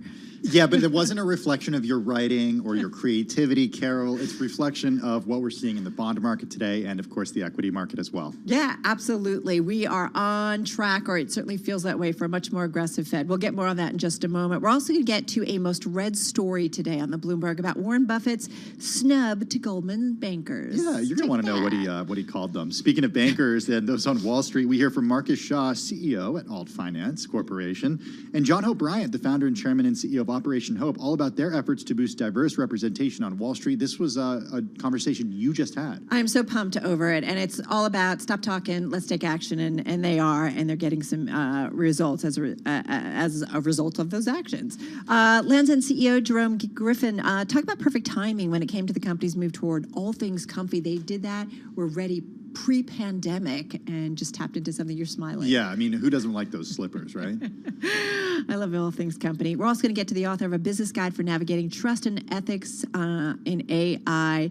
And then... Yeah, one more thing. Yeah. You ready? No. Another shot? Yes, I am. More COVID shots? Just go it's ahead. It's just a shot. Just prick me. It's only going to go hurt ahead. for a second, Carol. All right, get ready for more COVID shots. All right, let's get to it. Let's get to the market drivers report. Let's set the Business Week agenda on this Tuesday. Kriti Gupta, markets correspondent at Bloomberg. She's in our Interactive Brokers studio. Craig Torres, Fed reporter and U.S. economy reporter at Bloomberg News. He is on the phone in Washington, D.C. We're going to get to him in just a moment. So what's going on in the markets today? A little bit of a rebound. Green on the screen. What's interesting here is you're coming into a market right now where there's a lot of calls for this rally isn't going to last. The S&P 500 up 1%. People are saying, well, you know what? There's such a big wall of worry. We're going into an even more hawkish Fed than, if you can even believe it. Some pretty extreme calls coming here from James Bullard. And yet the stock market is I was going to say, rallying. all this worry, but people are buying. But people are buying. And this is why you have the likes of Mike Wilson at Morgan Stanley making the rounds saying that, this is a bear market rally, but let's come back to the fundamentals here. The stock market is rallying. It's going to be a bet on potentially the economy, right? It comes down to the fact that the economy is still growing. We're doing really well. Let's not kind of merge the concept of decelerating growth with an outright recession, because those are two different things. And it kind of seems like with the bulls that we've interviewed on Bloomberg Television and Bloomberg Radio throughout the day, the idea is, yes, we're going to slow down on growth, but we are still going to grow, and we're still going to grow quite a bit coming off of the pandemic. And I think part of that is that bid coming into the S&P 500. The other part is, to Mike Wilson's point, we have seen some really extreme selling, so we are kind of due a little bit of a bounce, and I think that's just what you're seeing today and why the indexes ended flat yesterday. Hey, Craig Torres, come on in here and give us an idea of what you're keeping an eye on, because I was looking at a column that Joe Weisenthal wrote this afternoon, and he's basically saying that perhaps investors don't actually believe the whole recession story. And he writes that the first is that the Fed is not prepared to do whatever it takes to crush inflation. Does it seem like, and that's what equity investors are essentially saying right now, does it feel like or seem like to you that equity investors are not taking that seriously? It's hard to say what they're taking seriously, but I would say, maybe they're keying off of Jay Powell's comment yesterday that Connection the lost. economy is robust and can take interest rate hikes, including half-point interest rate hikes. And I would just say this, like, if their year-end forecast for inflation is 4.5%, and you're only raising to 3%, then the real interest rate is still negative. And that's pretty good situation for a company that can still borrow and mark up prices. Money's still cheap. Money's still really cheap, right? Money is cheap. It's cheap. And I noticed yesterday after Jay spoke that junk spreads are starting to widen. So let's just say, and especially with today's move, they haven't done a heck of a lot of damage to financial conditions. Not saying they won't, but as of now, things look okay. All right, so Creedy, and if we had Gina Martin Adams here, I mean, she's still an optimist, which I love about her, because she also looks at the fundamentals. She looks what's happening when it comes to revenue expectations, earnings expectations for companies. I mean, that's it when it comes down to it, especially when it comes to the equity trade. I mean, that's what ultimately you think investors will trade on. And you do wonder, are they doing that ahead of it?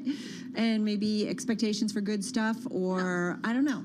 Well, Gina has been great about quantifying some of the earnings expectations, right? And I think the poster child for this has to be Nike today, which came out and said, yes, we're dealing with supply chains. Yes, we're dealing with a lot of issues in terms of consumption, but consumption is still far outpacing supply. And at the end of the day, if you use kind of Nike as this proxy for consumer demand, not just here in the States, they but did pretty well managing in terms of their supply chain, right? Yeah, well, do you guys remember this column from a couple of months ago, Tara LaChapelle? Yeah, she was like, it takes 80 days to take Air Jordans from China to the United States, and that has dropped, but there is still that lag built into the system. So I wonder, and this is not Gina's take, but this is my personal take, I wonder how much kind of numbness there is to those supply chain issues now that we are seeing essentially 2 years going into this pandemic, I think almost potentially to the day, a little over to the day, and there is that kind of numbness in the market. The other part of it, to Craig's point, was that the Fed is hawkish, but if you do compare it to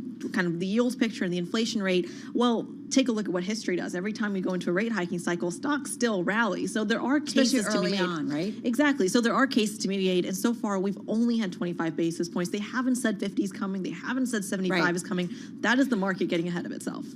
All right, I think we have to leave it there. Oh, wish we had more time. Creedy, thank you so much. I know Creedy will be back with her chart of the day. Craig Torres, thank you so much. Federal Reserve and U.S. economy reporter at Bloomberg News. Check him out at CTorres Reporter on Twitter. Let's do the Bloomberg Business Week bite of the day. It's one number that tells us a lot. Today's number is 78 million. Rupert Murdoch listing a pair of condos in New York City's Flatiron District for $78 million, less than a decade after an extensive renovation. The 91-year-old is selling a $62 million triplex penthouse and a smaller apartment on a lower floor for $16 million. You in the market for a place in the city? I don't know that I am, but I'm thinking he's going down to Florida, one of those retirement villages. He's got what plenty is of the one in places to go. Seinfeld? Boca? What was it? Boca, what is it? Boca what was del it? Vista? Boca del Vista? Is that it, Seinfeld? Yeah, Oh. I think that's what it was. Thank We're you, being Paul told Brennan. yes. Yes, phew, somebody knew.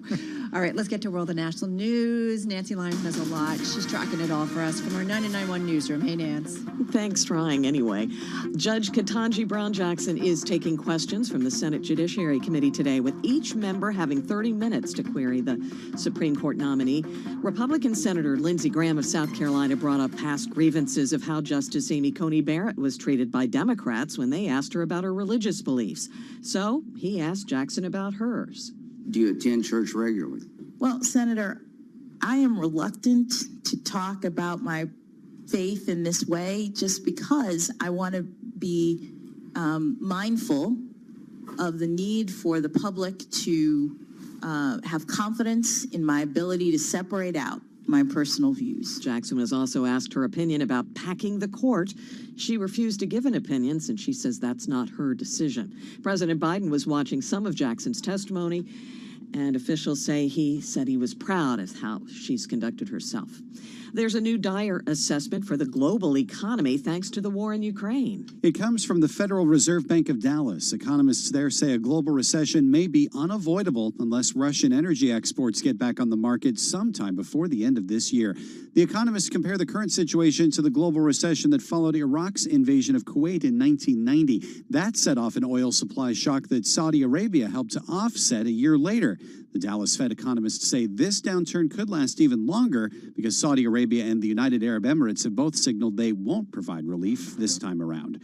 In Washington, I'm Nathan Hager, Bloomberg Radio. Global news 24 hours a day, on air and on Bloomberg Quick Take, powered by more than 2,700 journalists and analysts in more than 120 countries. All right, Nance, thank you so much. Nancy Lyons in our D.C. newsroom, 99.1 newsroom in the nation's capital. All right, so some of the stories we wanted to bring to your attention has to do with what's going on with office space around the world. Where do you want to start? Let's start here in Midtown Manhattan, close to us. This story getting our attention Did you read this? from the Wall Street Journal. Yeah. In its entirety? Yeah, of course. It's not a test. Always, Carol. I come put you on prepared, the of course. What is this, a quiz? In the third paragraph. No, it's interesting because I remember early on in the pandemic when Midtown was just, nothing was happening, understandably, the whole city. And we were talking about, though, are we going to start reimagining what we do with our space in Midtown? Like, will Midtown office space become apartments? It's not so easy to convert. No, it's not so easy to convert for a lot of reasons. One, windows in office buildings don't actually open up typically. So, if you've been to apartments, well, those windows open up. And then also bathrooms, hello, when you're in an office building, bathrooms are all concentrated in one place. Are you going to rework the plumbing for the entire building? It's a big re-ask, but what's happening is you're taking a look at what's going on in Midtown Manhattan. They've got fewer office workers. So the Wall Street Journal, Dow Jones, putting this story out. On the residential side, we are seeing Manhattan apartment rentals. They're booming. Sales are reaching record levels. Offices in Midtown, though, according to the Journal, attracting barely 1/3 of their pre-pandemic workforces. And we at Bloomberg have reported on this as well. Yeah, tourism, upgrades to public transit, and more dynamic pedestrian-centered streets. That would help Midtown attract the people it needs. This, according to Chris Jones, a senior research fellow at the Regional Plan Association, which is an urban planning group, who said the transition is going to be hard. It's going to be hard on small businesses and low-wage workers that don't actually have the resources to adapt. Again, this story coming from Dow Jones. All right, so interesting. And then I just want to bring in a story that we reported here at Bloomberg, and it's got a headline, Traders Sleep in Offices to Keep Working Amid the Shanghai Lockdowns. We know that they're dealing with another round of COVID, and so what we're seeing is, I guess, workers working in their offices and sleeping in their offices, right, to keep it all going. Yeah, traders are volunteering to take turns camping out in their offices. This to avoid restrictions that are sweeping through the cities at a time when Chinese capital markets are experiencing the biggest bout of volatility since mid-2020. Amazing picture in this story, a sleeping bag on the floor there in an office. This is Bloomberg.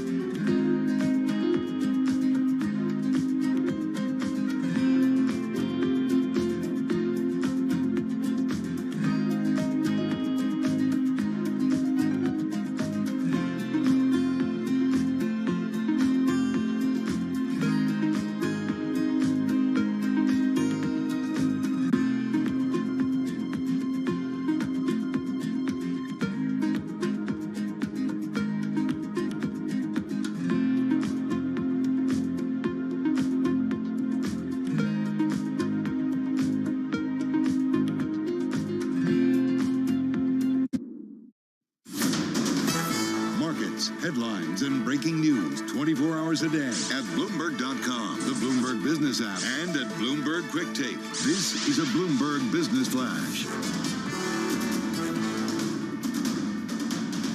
From Bloomberg World Headquarters, I'm Charlie Pellet. The Dow, the S&P, NASDAQ all rallying. We're close to session highs. S&P 500 index up 1.1%, putting the benchmark on track to recover half of its losses from a sell-off that began in January.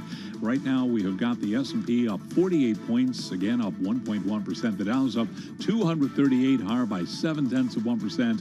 NASDAQ up 268, up by 1.9%. 10 years down 23.30 seconds. The 10-year yield, 2.37%. 2-year yield right now, 2.16%. Gold down 0.7, 19.22 the ounce. West Texas Intermediate crude down 0.2%, 111.83 for a barrel of WTI. San Francisco's Fed President Mary Daly says inflation is too high and the Ukraine war is adding pressure. She made the remarks during a virtual event. Among the names reporting after the close of trading today, we'll be hearing from Adobe. Its shares up now by 3.1%. I'm Charlie Pellet. That is a Bloomberg Business Flash. All right, Charlie, thank you so much. Well, Bloomberg Live hosting one of its key events of the year. It's the Equality Summit.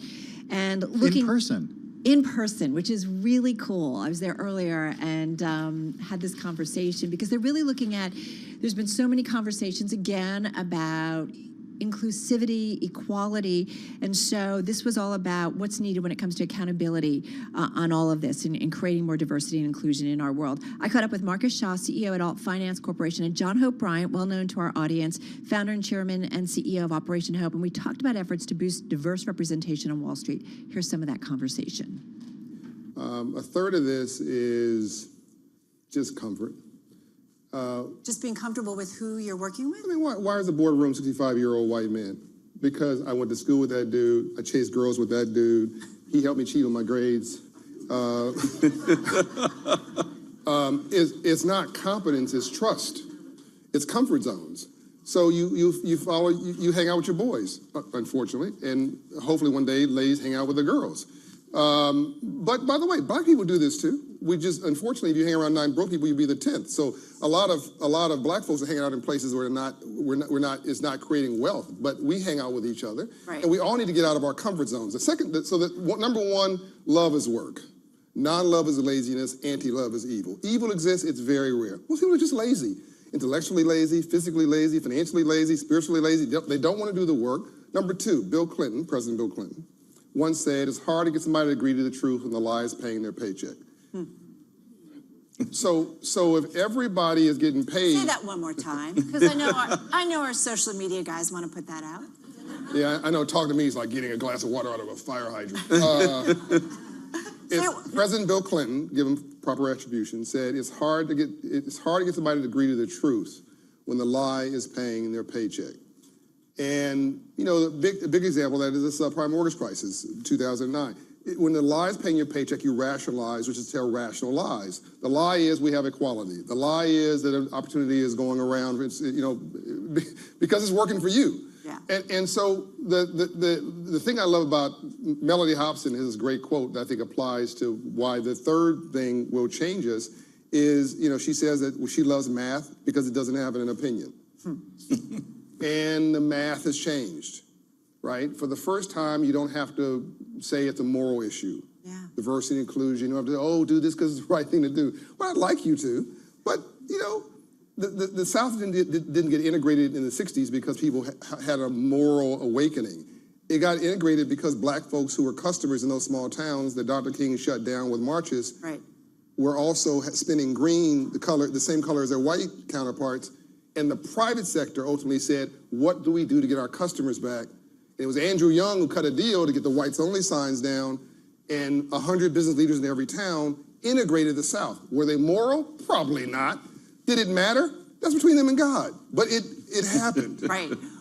So I think right now you have an economic agenda. You have demographics or destiny. In 20 years, you're going to have a majority of minority in this country, and the color's green.